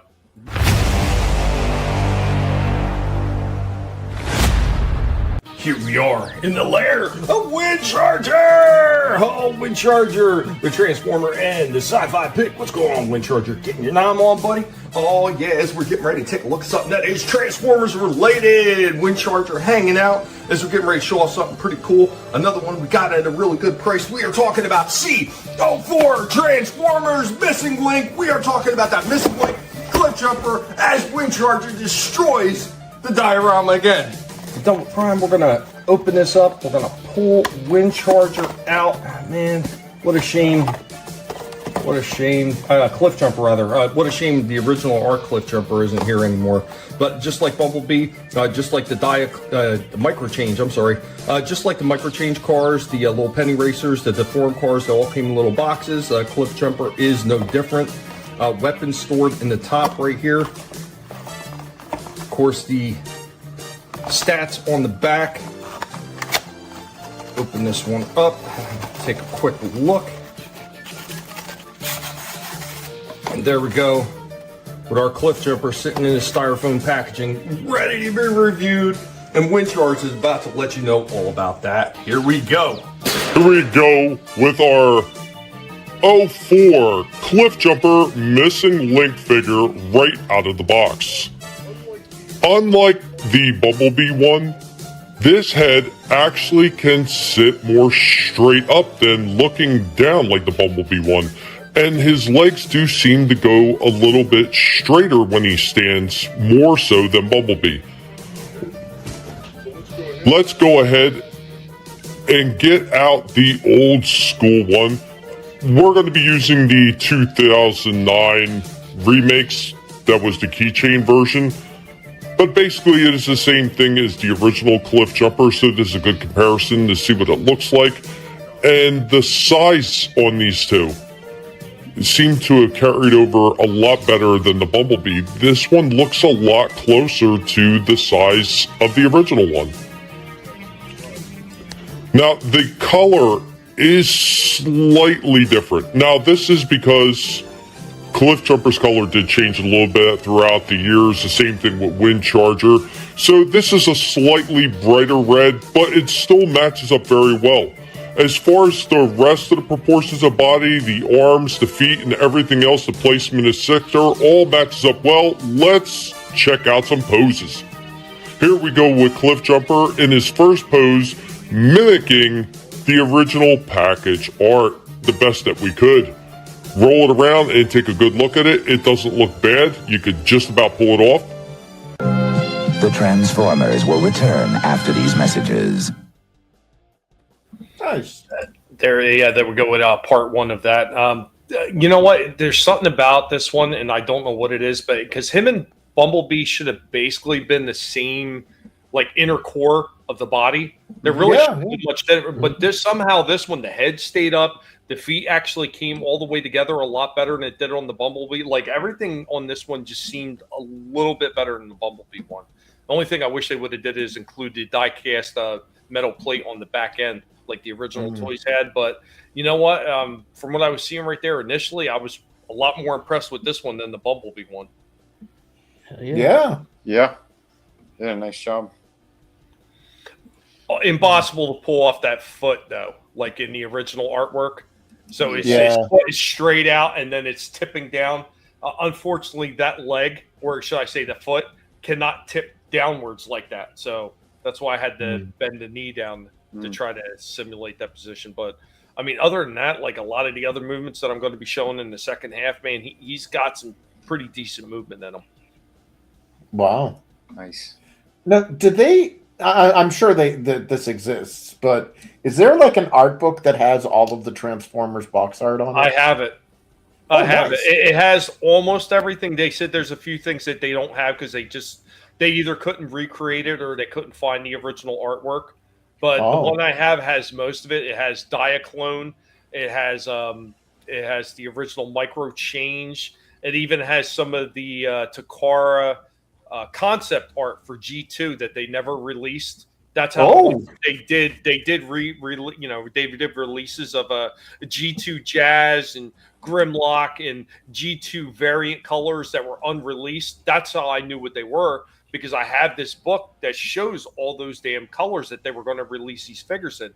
And Hasbro got with Takara and they were like, oh yeah, okay, these are unreleased colors. Let's do it in this line. And yeah, pretty cool shit. So that's awesome. Yeah. A lot of people had no clue where the colors came from. I knew. So I mean, I'm sure I wasn't the only person, but there was a lot of other people who are like I don't understand these guys. They don't make any sense. Only they make perfect sense to me. Right. Got the OG works right here. I mean, it's like that. They've done a few where they were only released in like bot cons and stuff like that. Like these were special repaints of older figures that they only did in these bot cons and Transformer events like that. And basically, same thing. Hasbro seen, okay, well, they had this BotCon exclusive guy. This what his name on is. It was, let's say, Skids, for example, who was the blue Honda SUV Civic, whatever the hell it was. Basically, they recolored him silver and red, and they called him a different name. And they released them only as a BotCon exclusive. So that's what Hasbro put out. And everybody's like, well, who the hell is him? Oh, he was that exclusive. That unless you went to that Comic-Con or that BotCon, you would have never known it existed. So, I mean, they've done quite a few things like that. I thought were pretty cool. But enough of me, prattling on about that stuff. I'm going to play the second part of Cliff Jumper so you guys can get the rest of what this figure can do. Once again, really impressed with this one. I did manage to get both him and Bumblebee and Prime at a really, really, really good price. A lot cheaper than what you would normally pay in any of the stores. So not only did I get some figures that I'm really happy with, but I also got them at a really tremendous price. But it was just completely lucked out. Nobody was paying attention to these auctions that I bid on. And I got them with 5 seconds left so nobody else could steal it from me. So suckers. So here we go with the second half of Cliff Jumper. We now return to the Transformers. Got Cliff Jumper in a running pose right here. Looking pretty decent. Another pose with Cliff Jumper. Wide-legged stance. Showing all the movement in the arms and the legs. The movement does feel slightly better than Bumblebee. Not sure why. Try this! It's a gas! Another pose with Cliff Jumper, jumping into action, and he's got this small little hand blaster that he can shoot at his enemies with. Cliff Jumper, what are you doing? I've got Megatron dead center in my viewfinder. And just like in the cartoon, Cliff Jumper has got this big bazooka-esque weapon that he fired on Megatron with in that old Sunbow cartoon. Love this carryover, and this looks great. Here we go with Cliff Jumper in his vehicle form. So his little Carrera vehicle form, this doesn't look bad. The vehicle form on this seems better than Bumblebee. There's a little gap right in the middle, but everything else matches up to the windshield very well. The head tucks in a lot further than the Bumblebee one did, so I'm digging this one more than Bumblebee. So let's bring out that 2009 one and match up very well. They match up very well. I'm digging this one. This one looks a lot better than Bumblebee. I'm not sure why. And it's not because we like Cliff Jumper more because he was part of the Cliff Jumper. We always loved Cliff Jumper, the character. Pretty awesome. He jumped right into trouble regardless of his size, because he just didn't care. Gotta love the bravado of this little demon devil Autobot. Here we go with our final pose in our rundown of this 04 Missing Link Cliff Jumper. Now, while this one is basically the same as the Bumblebee one, there are certain things that they seem to have done better with this reuse of the mold. The arm movement is really good. The leg movement feels slightly better than Bumblebee. And of course, that head movement, where his head actually stays upright, where the Bumblebee one always constantly looked down. Overall, I gotta say, I like this one a lot better than the Bumblebee, and it really is a question as why they did it better on this one, but we can give this one a 9 out of 10. The Transformers, more than meets the eye. The Transformers. Hey, was that Casey Kasem that voiced Cliff Jumper? Yeah, and he did it all the way up into a part where apparently he got insulted because was he from like Lebanon or whatever it was? They had some Middle Eastern people that were representative of his people, and he got offended that the bad guys were being portrayed that way, and they were of the same nationality, so he wound up quitting. Oh, wow. Yeah, so you got your first case of lefty go crazy, and it happened Transformers with Case Kasem.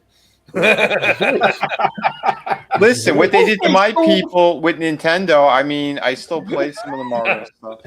Wait. You guys are talking about a hangnail to an amputee here when it comes to what the video is. Listen, I don't. My people. You're crazy. They made my dad said, eat nothing but pizza and work in the sewers. That's not right. My dad says you're a liar. There's no such thing as cream karate. You're right. There is no such thing as cream karate. Like, a little kid, this kid's like bullying you, telling you you're a liar because it's like I got out of Taekwondo. That's not a real thing. Well, I got another thing I'm going to show real quick. So I want to start off with the pretty much one of the very first stop animations that I ever did for not only for this show but actually for the channel as well. I had a lot of fun working with this one, and this one was actually a lot harder to do because back then I was doing the single shots with my camera on my phone instead of actually using a stop animation app, which just makes it a lot easier to take all the still photos and piece them together. It just makes the project easier. It doesn't make it any shorter, but it does make it a little bit easier to piece it together. But this was the very first one that I did, and this is a blast from the past. I brought this one back for Shifty once before. Guys, if you remember this one, you enjoy this one, give me a thumbs up in the chat. Here we go with my very first Nation. We are the Guinea Pig Collective. All will be assimilated. Resistance is futile.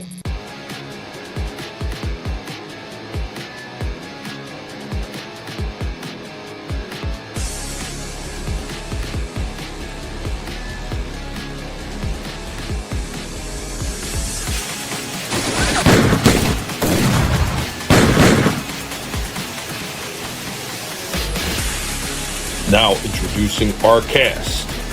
Brigadier General, Major Munch, Lieutenant Leg, Sergeant Scoop, and Private Pizza for the Kitchen Commandos. On the refrigerator reject side, we have Mean Wiener, Chip the Ripper, Fat Frenchie, and the Taco Terror. All from Mattel's 1988 toy line, Food Fighters. Nice. Traumatized kids by like murdering the food. I love the gun sounds of that. Mean Wiener. That's a Mean Wiener. Yeah, there's a not safe for work version called like Raging Wiener. Fat Frenchie. But yeah, I'm handing it back off to you guys. Whatever you got. I only got a few more things after this, so by all means, take it away. Sweet. Hold on. Let me see if I can pull. Well, I showed a Spider-Man thing. I can show another Spider-Man figure I got here. One second. The hot dog's bleeding. Gosh. I've ruined Chris with the Food Fighters. Yeah, I know. So good. With everything's been coming out the last couple of weeks, I'm thinking about the other stuff that's in them. Private Pizza came back with shit with PTSD. Oh God. A bite taken out of him. I did get this guy a couple of weeks ago. I think we had mentioned it in the other stream, but yeah, here's the review for Peter David's Spider-Man 2099. This is Vinnie Art, formerly designer of McFarlane Toys and a comic book creator. Today I'm going to be opening up this Spider-Man 2099, character created by Peter David. And yeah, we're going to do a quick review on him. One of those 3-minute reviews, so I hope you guys are going to dig it. Oh, let me show you the back. Hit pause if you want to read that. But there you go. Let's open them up. Okay, so here's Miguel, the 2099 Spider-Man, based off of Peter David's work. He's the writer. Pretty cool looking figure. This is the Renew Your Vows Spider-Man body with new arms. Because yeah, there's more sculpt work and stuff in there. But the rest of this is pretty much the same. Obviously the head's different because we do have it's raised, the red part, so that's kind of sculpted on. The rest of it isn't, but they did sculpt again, like I said, because they did the new arms, they added the spikes, so overall not bad. We do have alternate hands. We have a set of closed fists, a set of wall crawling hands, and the back plug, which just goes in like that, and you could rotate it. The black suit Spidey is great too. I did like that one. Some of the cool poses you could get him in. I reviewed him. I do like what they did here. You know, the body's pretty good. Articulation is, like I said, overall pretty nice. I do dig it. I'm not crazy about this back piece. I never was with his design. I prefer him without it. I think it looks way better. But yeah, we'll get into the articulation. No case. We got case. the butterfly joints. I believe these are new arms because there's veins and stuff that are sculpted into them, and I don't believe that was there on the other version of Spider-Man's. Obviously, we do have the spike part for the forearms, kind of like Batman. Head, it could be better. I don't like they went back to that weird, stupid kind of thing. Just do a double ball peg, and you get more range. It's not terrible, but you'd get more out of it doing it a different way. The ball joint on the diaphragm is pretty good. It could go a little further if you ask me, but combined with the lower abdomen, that ain't bad. All the way back, that's fine. Splits could be a little bit better, but are they drop down? Can't tell. I don't think they are. But overall, again, your standard Spider-Man poses, or articulation rather, plus the toes. Here's a head swap. This is the Spider Venom. Here's another head swap. This one fits pretty well, I think. Remember to hit like and subscribe, especially if you did enjoy watching this video. More coming at you soon. Thanks again. Hello, everybody. So there you go. There's a He's pretty cool. 2099.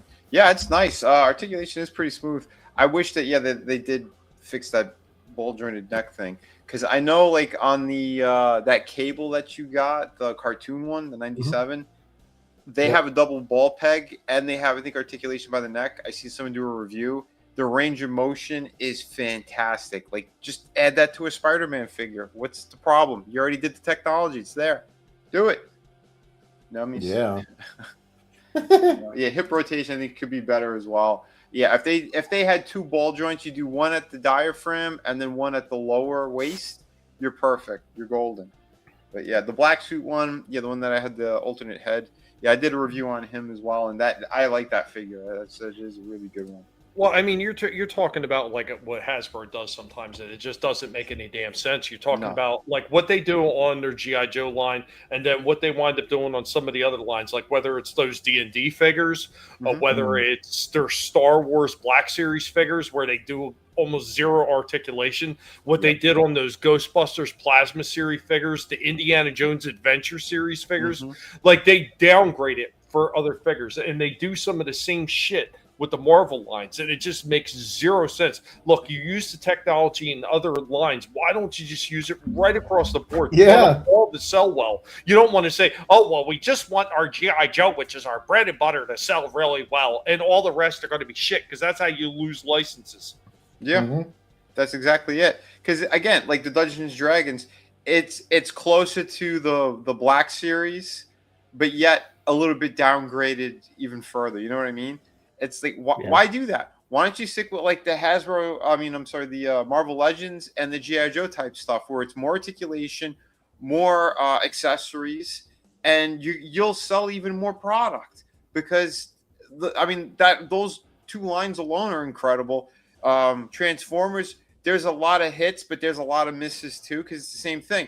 They're like budgeting, like, here, we'll just do lower quality to save on some money, and then where we're saving it, we're going to put it just on a couple of the more popular figures. You know what the worst of it is too? Because you never know which one is going to be. I mean, look at my 2024 freaking pick for Transformers for the best figure they did all year. It was that Gears figure, because that Gears figure looked great in both modes and had tons of articulation. Couldn't have asked for any more articulation in such a small figure. It was phenomenal. And it beat the shit out of some of the bigger figures, like even that freaking Studio Series 86 Prime, who did not have the articulation that little Gears figure had. That is just absurd, especially when you're talking about the price of a $25 toy as compared to one that is $89. Yeah, that's wild. You know, and then look at the one that you had this year. Venom. Yeah, Venom. It used to be called Venom. Yeah, and they call it Venom. Absolutely killer figure. Like two small things that could have made that figure 100%. Like all the way top, but what they had there, it was still killer. There was nothing really wrong with it. It was an amazing figure. But it was one that was a sleeper, because most people either don't really remember the deluxe Insecticons, or they didn't really care that much. Yeah. But like I said, I don't know who makes the decisions over there. It's so bizarre. And then again, with like Slasher and mine, our picks for the #1 figure was the Punisher in that 2-pack. Like, you have a figure that good, and you're only selling them in a 2-pack? Are you insane? Like, Hasbro does that a lot, and we've seen it with the Psylocke and Thanos. Yep. We've seen it with the Wolverine and Silver Samurai, and there was an amazing Revenge of the Sith Yoda that they put out, and they put it out on the Disney store with the Clone Trooper. And they jacked the price up on it, and you can't get that figure. Everybody wants that figure, and that thing sold out. It was beautiful, and that thing would sell like hotcakes if they would put it out now. But nope. Yep. What are you doing, trash bro? Dummies, big dummies. Oh shit, that's crazy. Shifty, you got anything else tonight? I tossed up one other picture. This is the other Cable figure that I was talking about. He looks really nice. Yeah, I may need to track that down at some point. but he's got some huge ass pins in those elbows. Yeah, that arm isn't going to fall apart anytime soon. No, I think that's probably around the time that original Build-A-Figure Tiger Stripe Wolverine came out. So it's probably, we're talking 2017 or 18 that figure came out. But he looks cool. Yeah. I got one that's at least a decade old.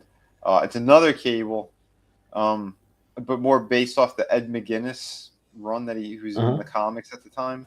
And I think they part of the metal, the disease went like on his face as well. So his neck and and part of his face has some of the metal as well. But that's another good figure too. Pretty nice. It was right before they started to make bigger changes, in their designs and their approaches. But pretty cool. Very nice. Are you tapped out already, Vin? Well, the other things I have to show, I mean, I could just save them for next week since they're Okay. toward related. So. All right. Well, yeah, I got a couple things I could burn through real quick. So I'm going to bring back the Guinea Pig Repair Shop. So it's nice. something I've been talking about for a while, and like, you know, I always talk about like how do you fix these figures and how do you do this. One of the things that I've been talking about for years, like one of the simple fixes to try to de-yellow figures. Mm-hmm. But I've never showed it off, so I'm going to show it off this time. So here we go with the Guinea Pig Repair Shop. We are the Guinea Pig Collective. All will be assimilated. Resistance is futile.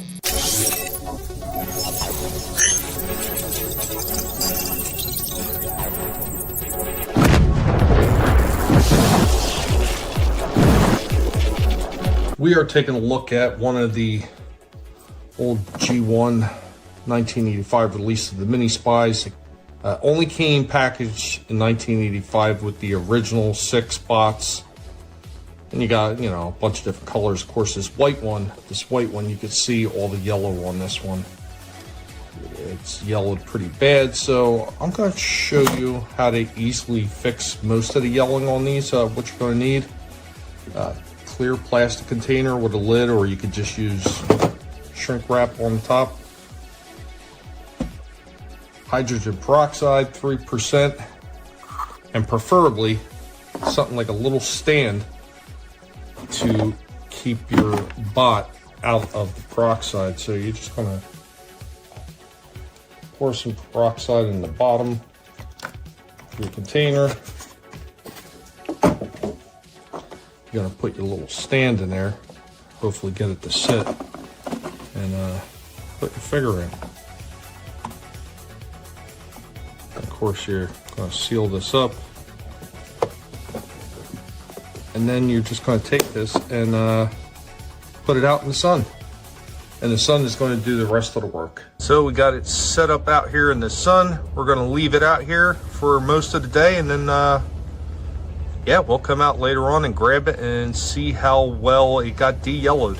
Now, sometimes you might have to do this a couple times to really get it white again, but trust me, this does work. So today just wound up being one of those days, and I had this figure in there from 9 o'clock to 5, so 8 hours. And even with all those clouds that came out of nowhere today and blocked the sun for at least 50% of the day, even then, this thing did lighten up a little bit.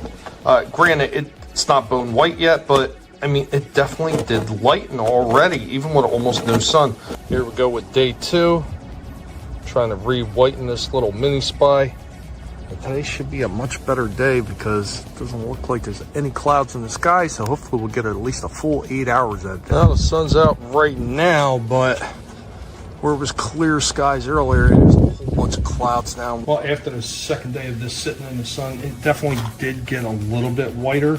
It's still not bone white, it's still not all the way, but it was basically the same color as this Jetfire, and you can see how much it's lightened up already. It's still not as white as it could be. It's going to need one more day, and that's because the sun wasn't out the entire day.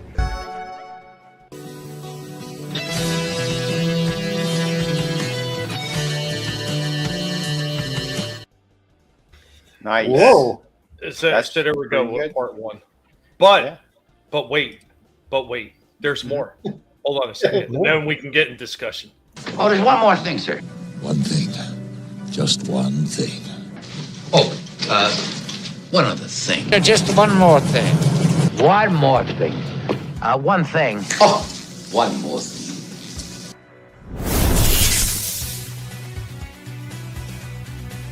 So one more quick look at the Mini Spy. So we put them out in the sun for a little bit longer with the hydrogen peroxide mix, and yeah, once again, still not fully bone white, but man, what a huge difference it made already for this guy. Big difference. Guys, I hope this one helps you out a little bit. If you have more time and obviously more sun than I've been getting, this should actually work out pretty easily for you. And there will be another way to do this without using peroxide in the container, one that's going to be a little bit more of a direct approach. And when I wind up getting the supplies for that, I'll be able to show that one off to you. So we got the Throttlebot Searchlight over here. This one's a little bit yellowed. It's not perfectly white, but look at this one. This one is 10 times worse. So what we're going to do is we're going to take this one apart and we're going to try to turn this one white again, kind of like we were working on with that mini spy. Let's see how it works out for this guy. So we're going to take another look at an old Searchlight there. So this is what he looks like after spending some time out there in the container. I will say it really did lighten up the sticker. I don't remember if the sticker's supposed to be that light. I don't think it is.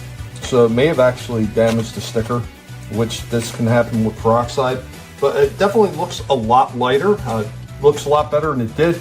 And here's the acid test. So the other Searchlight that I had that looked so much whiter than him initially, look at him now. Now the one that looked lighter actually looks more yellow. How hilarious is that? And that's only 2 days of this guy being out there in the peroxide in the sun. Just 2 days. Guys, I hope this one helps you.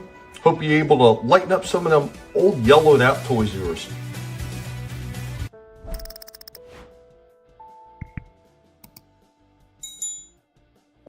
Man, that's incredible. Yeah, don't forget, it also works on teeth. A little bit of baking soda and peroxide, and you brush. Well, here's the thing. So I was only using 3%. You can use higher than that, but you got to be careful when you use too high of a peroxide because you get older toys like that. It can make the plastic brittle. But you can go as high as like 12% peroxide, and this is where the next part is going to come in. So, I'm blanking on the name of it again, and I don't know why I keep doing that. It's a certain thing for hair, and I'm blanking on what it's called, but it's a peroxide. It's a gel mix, and it comes in like a free.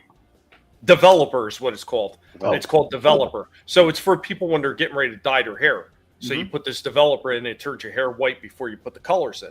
Right. So this Developer stuff, you could put it directly on the figure, and if you get the cream gel version, it stays in place. So now with stickers and everything, you don't have to worry about screwing the stickers up anymore. Yeah. You put that right on there and you put it out in the sun. Hopefully you got another problem we had is we didn't have really high UV light days because that's what really sets the peroxide off and changes the color is UV. And because the clouds and everything else, we weren't getting as much UV as we could have. So technically you could do this indoor if you have just an indoor UV light. And you have that peroxide. It's like you technically just put it in a container with the peroxide the same way I did and just put a UV light on it and it's going to react and it's going to de-yellow these damn things. So you need to find your local pot dealer to hook you up.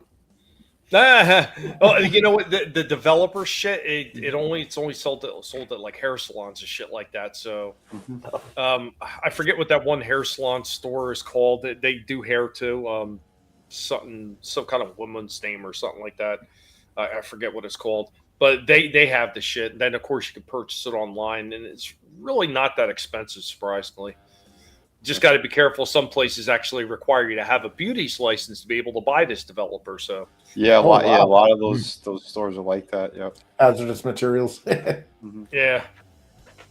Yeah, high acidity might eat the plastic. Yeah, that's the problem with some of it. But yeah, I mean, if you notice with that last one, the Searchlight, like even the rims on the tires became lighter.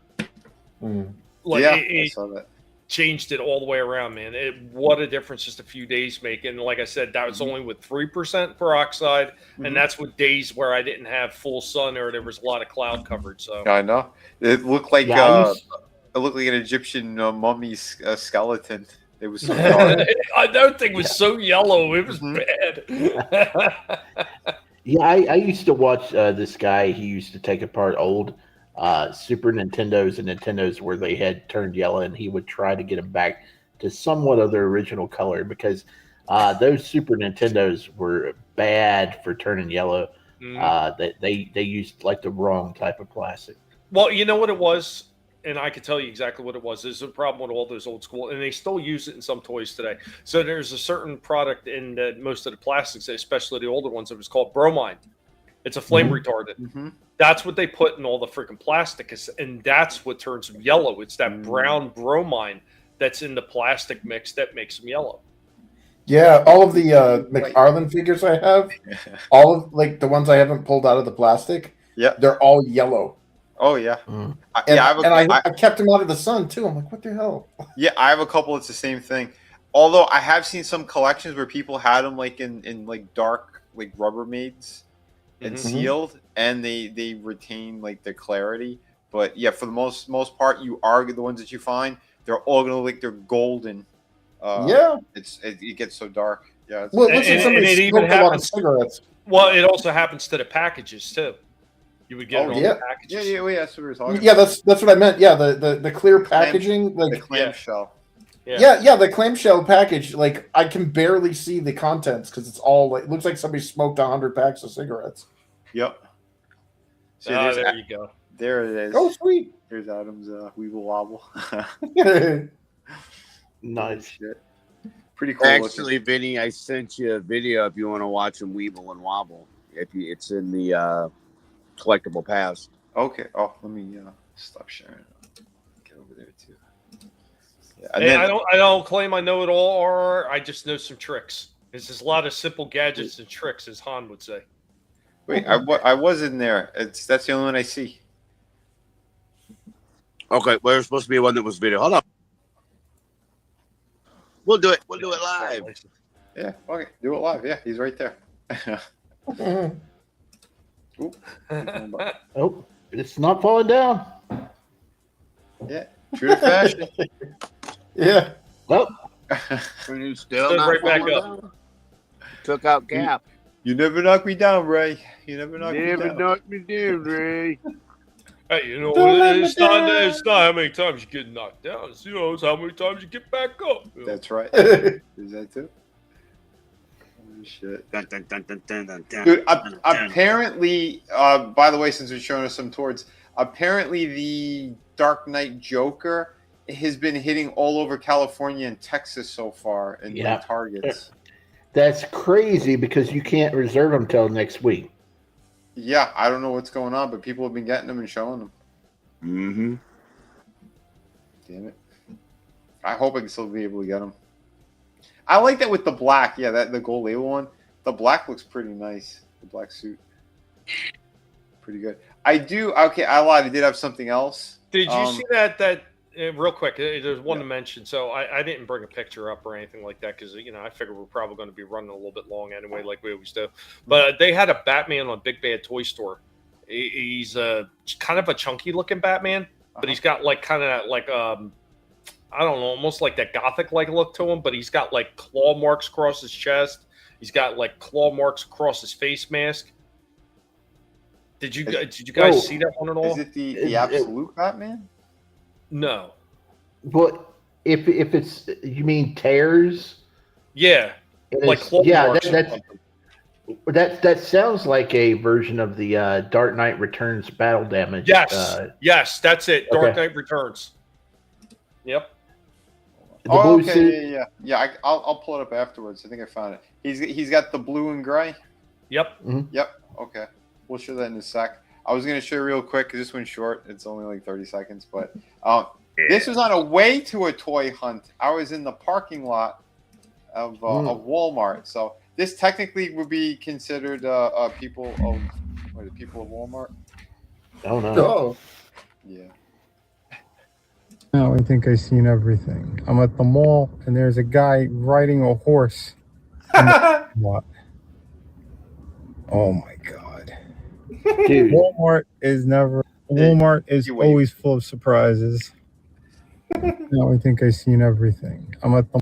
So yeah, where do you park your horse? I mean, I don't know, but I lived in the city area, like in the hood of Roanoke, Virginia, and we were just hanging out one day on the stoop of my friend's porch, and all of a sudden, two guys just started riding down the street on horses, and I was like, "Whoa, wait, where'd they come from?" That was a cool day. Horses in the hood. Yeah, it's crazy. Yeah. What are you gonna do? That's holy shit. Nuts. Yeah, giddy up. So apparently this Batman figure is a 1/6 scale. So that's a 12-inch figure, and he's going for like 300. Oh, yeah, that's insane. But yeah, this is the figure. Yep. Sticking my toward. Yeah, I drew a version of that, and I had him with the gun. People were like, why does Batman have a gun? I had another version too, where he's just holding a batarang instead. But Have they not read the comic? Why is he so chunky? Was he that chunky in the comic? Yeah. The Frank Good Miller Lord. one? Oh yeah. Yeah. Have you Yeah, seen that girl with Superman? him. Yeah, Superman was huge Have you- too. Yeah. But I mean, it's still pretty cool. That cape is sick with the wires and shit in them. Yeah, I like the color use too. Yeah. Or look, you know, the blue and gray. I don't know. I don't know what it is. I just kind of like that better than the black. Yeah, it still looks really nice. Yeah. Oh, I like them both. It depends. It depends on the style and everything too. But yeah, because he's the older version. Nice. So yeah, like he came out of retirement basically. Yeah, and then it's the book where he has the big fight with Superman. Tommy, have you never read The Dark Knight, the Frank Miller one? No. Okay. But yeah, he has a girl Robin. Yep. Yeah, that face is really great. The beat up one. Yeah. I like that. All the expressions are fantastic though. So there's the Superman body, but you know, there's the Superman face. You know, because we've got to have Batman win. Yeah. Yep. Oh yeah, That's the Asian Jay Leno Superman head. And there's the body. Yeah. See that? Yeah, that body. That's the Frank Miller one. Yeah, that he's super chunky. Yep. Yeah. Now there's a problem with that body. They didn't paint the belt loops, but you can actually get some acetone and rub over it to take the yellow off. To fix the belt loops on that. His head peg broke in half and the head fell off. That's how come it's got a head. But you gotta watch out. You gotta watch out with that acetone, especially on those rubber underpants. It'll continuously burn. Melts it. So you gotta wipe it off as soon as you know. Yep. Yeah, it's nuts.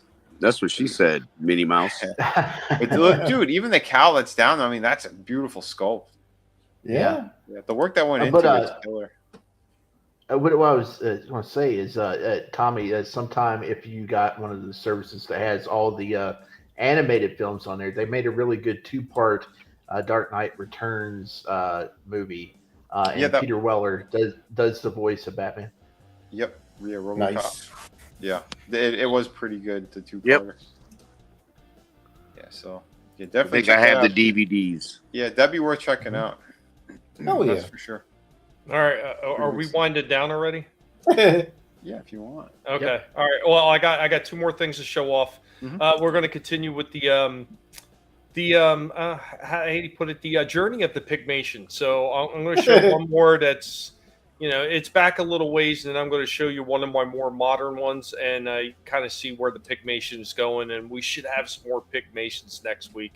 It's just been it was a hectic week, but guys, I hope you enjoy these ones, man. I had a lot of fun making all these things. Remember, the only time I really show these, besides the one, is only right here on Collectable Past. Here we go. We are the Guinea Pig Collective. All will be assimilated. Resistance is futile.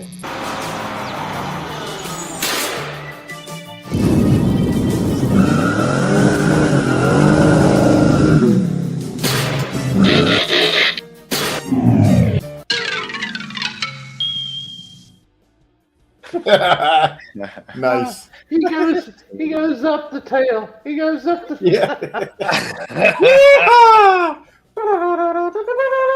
And that's why I picked that one, because I remember you had such a laugh watching it the first time. That's great. And that's great. Well, the last one I'm going to show is not the absolute last one I did. It's one of the last ones that I think looked a little bit better. Here we go with the last Pygmation of the night, and it's kind of like the evolution of what I've been doing with these things. We are the Guinea Pig Collective. All will be assimilated. Resistance is futile.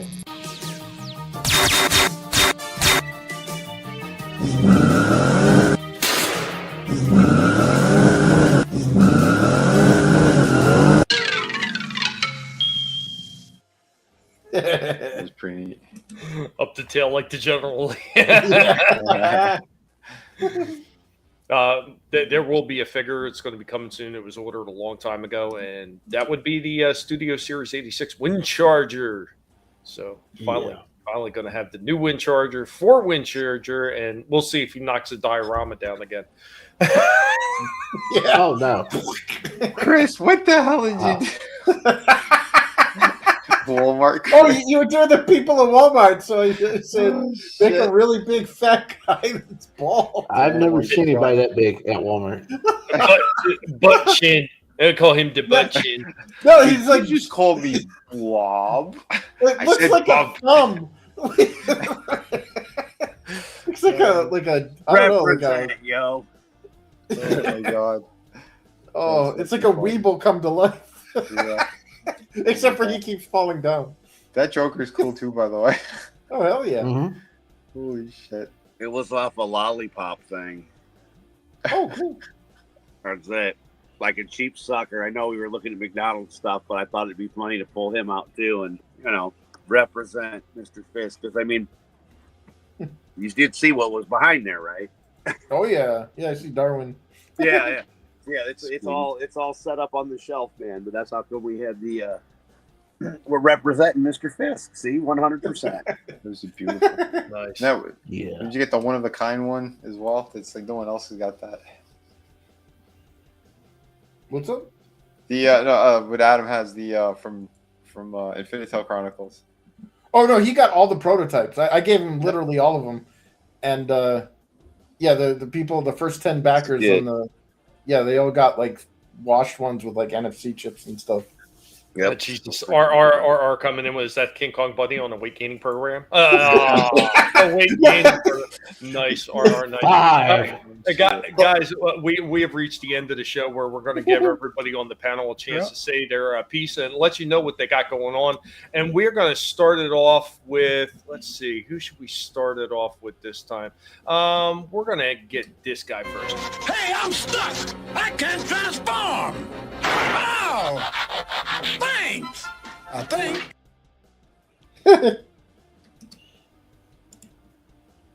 That's you, Adam. On the phone, it doesn't change, so it's just the same screen. So I didn't know. Gotcha. Thank you for letting me know. You're But welcome. we're just that's what we got going on next. That's it. Nothing. We've had fun sharing our beautiful collections. I hope you had fun. That's all I've got to add. We've got the Wiener Dog Clan. They're over here hanging out with the Guinea Pig Collective, and of course we have another Claymore because there you go. That's what we got. Just why not? Adam, thank you, man. Thank you for hanging out with us, and thanks for having fun. Had a now blast. We're going to pass. Hey, that's what it's all about. Now we're going to hand it off to. Hold on, Tommy. Wait, we weeble and we wobble, but we don't fall down, baby. You're damn right. All right, we're handing it off to. Listen to me. Get me out of here, you fool. Too late, fools. Say nothing, Baroness. I saw the entire catastrophe. Oh, hey, Nice ass. I got nothing. I have nothing. Shifty, you had to say thank you after Chris said that. Oh, thank you. You got all the Worked deals. out. Yeah, I got nothing, but I do want to send out best wishes to Slasher. I hope you're doing well, and man. whenever you're ready to come back, we'll get the band back together. So Man, like we keep saying though, take your time, man. Take your time. Yeah, There's no rush. Yes, absolutely. All right, But thank hey, you. thanks for having me. Yep. No Sunday fun day game night. No. Chris is in the process of moving and getting everything situated with that. So he's taking the last. He took off last week, taking off this week. So we're just waiting for him to get reorganized and back to the computer, everything set up. All right, man. Well, you know what? Fun as always, man. Thanks for your contribution, and man, it's always a blast to have you on here with us. Now, always have a blast. Always have a blast. Thanks for having me. And like I said, that's what it's all about when we're doing these things. It's all about having fun. Like, we'll let everybody else be miserable and slam their genitalia in car doors on their own time. We don't need it. But I'm going to hand it off to somebody else who's been hanging out on the panel with us tonight, and we are going to give him. You know what we're going to give him? His intro is going to be in honor of Slasher. Slasher, this is for you, buddy, and then somebody who's on the panel is going to be talking for him. Or the dog. Gaylord! Gaylord, you look kind of crazy, move kind of lazy, see what he'll do. Gaylord! Gaylord! Gaylord! Here we go! Kinda crazy. Kinda lazy. We'll pull the string and he walks with you. Gaylord! Gaylord! Slasher wants him!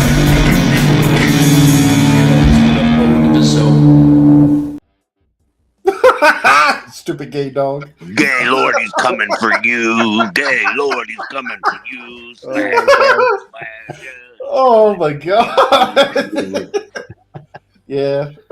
Remember, we were talking about King Kong Bundy and his his weight gain play. Beefcake! It's remember when making a sandwich, use Pop-Tarts instead of bread. When in doubt, rub it against the wall. If you can see through it, it's your window to weight gain. Oh my god.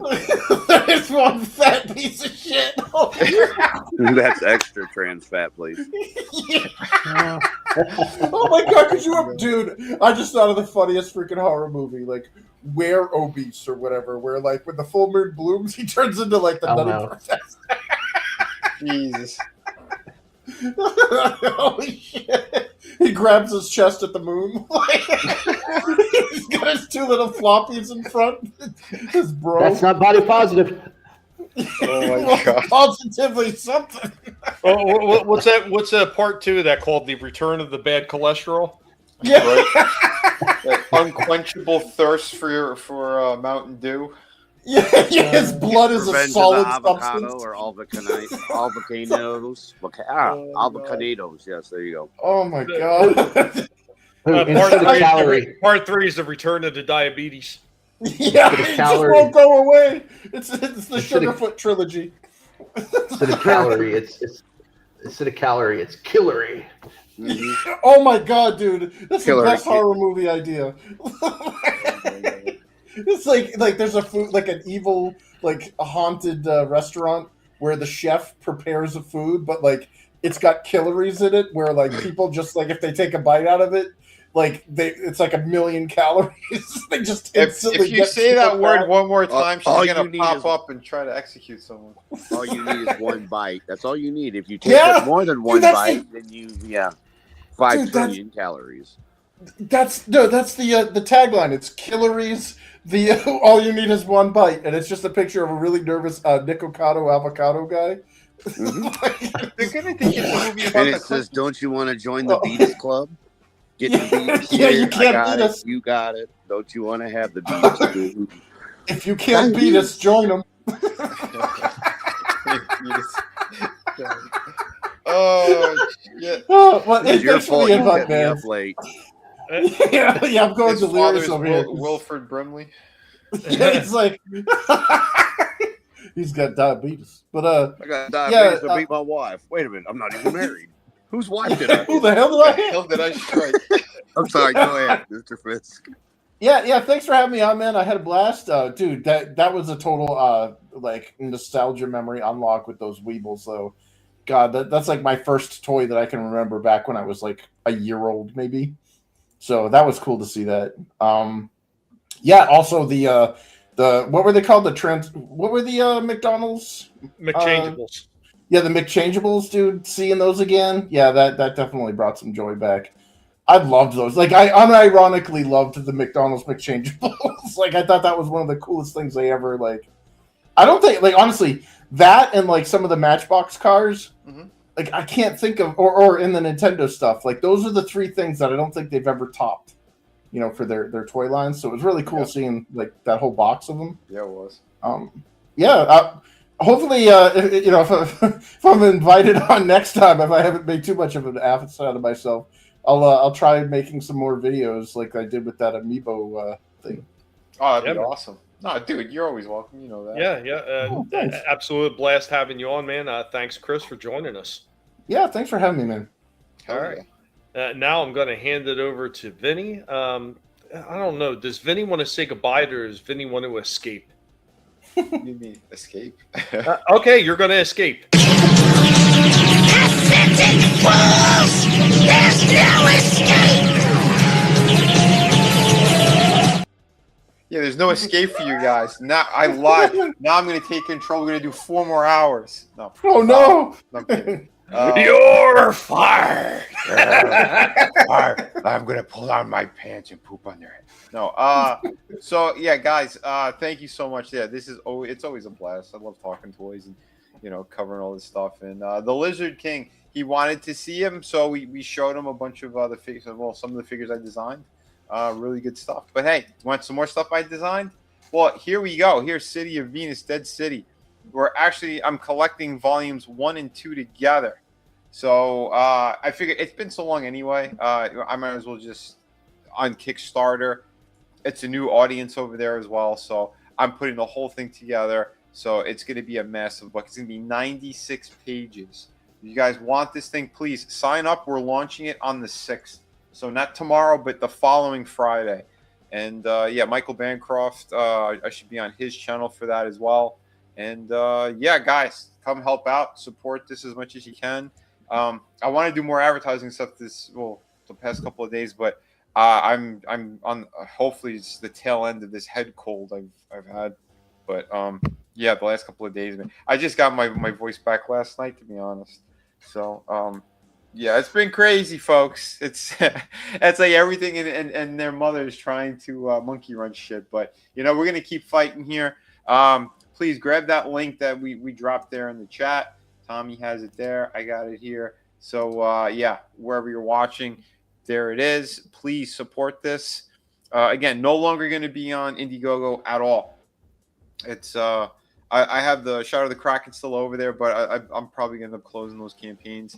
Guys, if you want all this stuff, do it here. Indiegogo turned into a mess. The new owners ruined the platform. I've been spending weeks building the whole campaign, and I can't do it. They won't let me proceed any further. So and there's no help on their end. There's just their whole UX is garbage. I think they want to tank the site. So the only place that I know that I'm familiar with is Kickstarter. So come support it here. I don't know shit about Fund My Comics. There's a couple of people asked. I'm not doing that platform. I'm not familiar with it. So sorry, whoever actually runs this stupid thing. I don't know. But yeah, it's just Kickstarter. It's the biggest platform. Come support it here. And we're going to have more. I'm going to make sure that you guys are going to be able to get my other books as well. There's super limited copies left of Shadow of the Kraken, the art books. Through the Woods, we actually do have, there's 100 left. So if you want to support that, the hardcover book, I'd have it at a fantastic price. That's going to be on this campaign as well. So it's like a second chance at getting those. Plus a shit ton of original artwork. I think I got over 20 pieces. There's 2 more I need to put on at least. No, 3 more I got to put on. But yeah, so definitely support this if you can. You're going to be doing me a huge favor. The better the campaign does, well, the quicker I can get to the other projects I want to get to as well. So come help out. Do what you can. Grab the links on social media too, please. I put that out there. Retweet it. Let people know. Tell them to sign up. It's word of mouth, and I only have about like a week left, which kind of sucks because I had all the other signups. We did the update though. I sent over like 800 emails out. So check your emails as well. It should tell you about all this whole campaign that we're switching over here to Kickstarter. So we have 27 signups right now. And yeah, so ready to launch this bad boy. There you go. And don't forget, Sunday we'll be back here. We'll continue the Evil Dead stuff. We'll do Army of Darkness on Sunday. So, Chris, if you could help out and look for it, like you said, you might have it on your backup. Yeah, I'll take a look at it. I'll see if I have it on. If I have access to it. Yeah, just give me the heads up. Otherwise, we'll kind of look around. It sucks because I have it like on DVD or Blu-ray or something, but there's no way of showing it with. Most computers don't have disk drives anymore. Yeah, so, isn't that great? But so we'll be doing the movie there, and then hopefully the following week we'll start up with Ash versus Evil Dead. But tomorrow we're back to Friday Underground, and we'll cover some more crazy stuff because the world is insane. But we'll hit some of that. Guys, girls, thank you so much. Tommy, over to you, brother. Yep. We'll stand up. All right, guys. Everybody have a good one. Thanks. Later.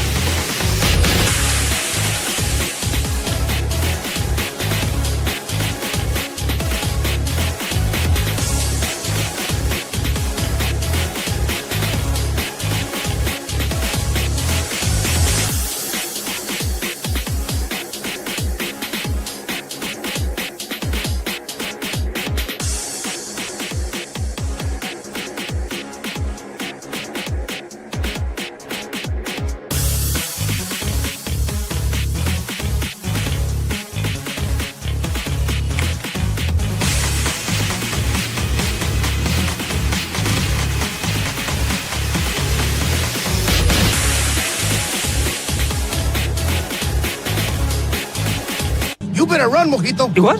I thought you said don't move. That was before. Now, you run. Adios, amigo.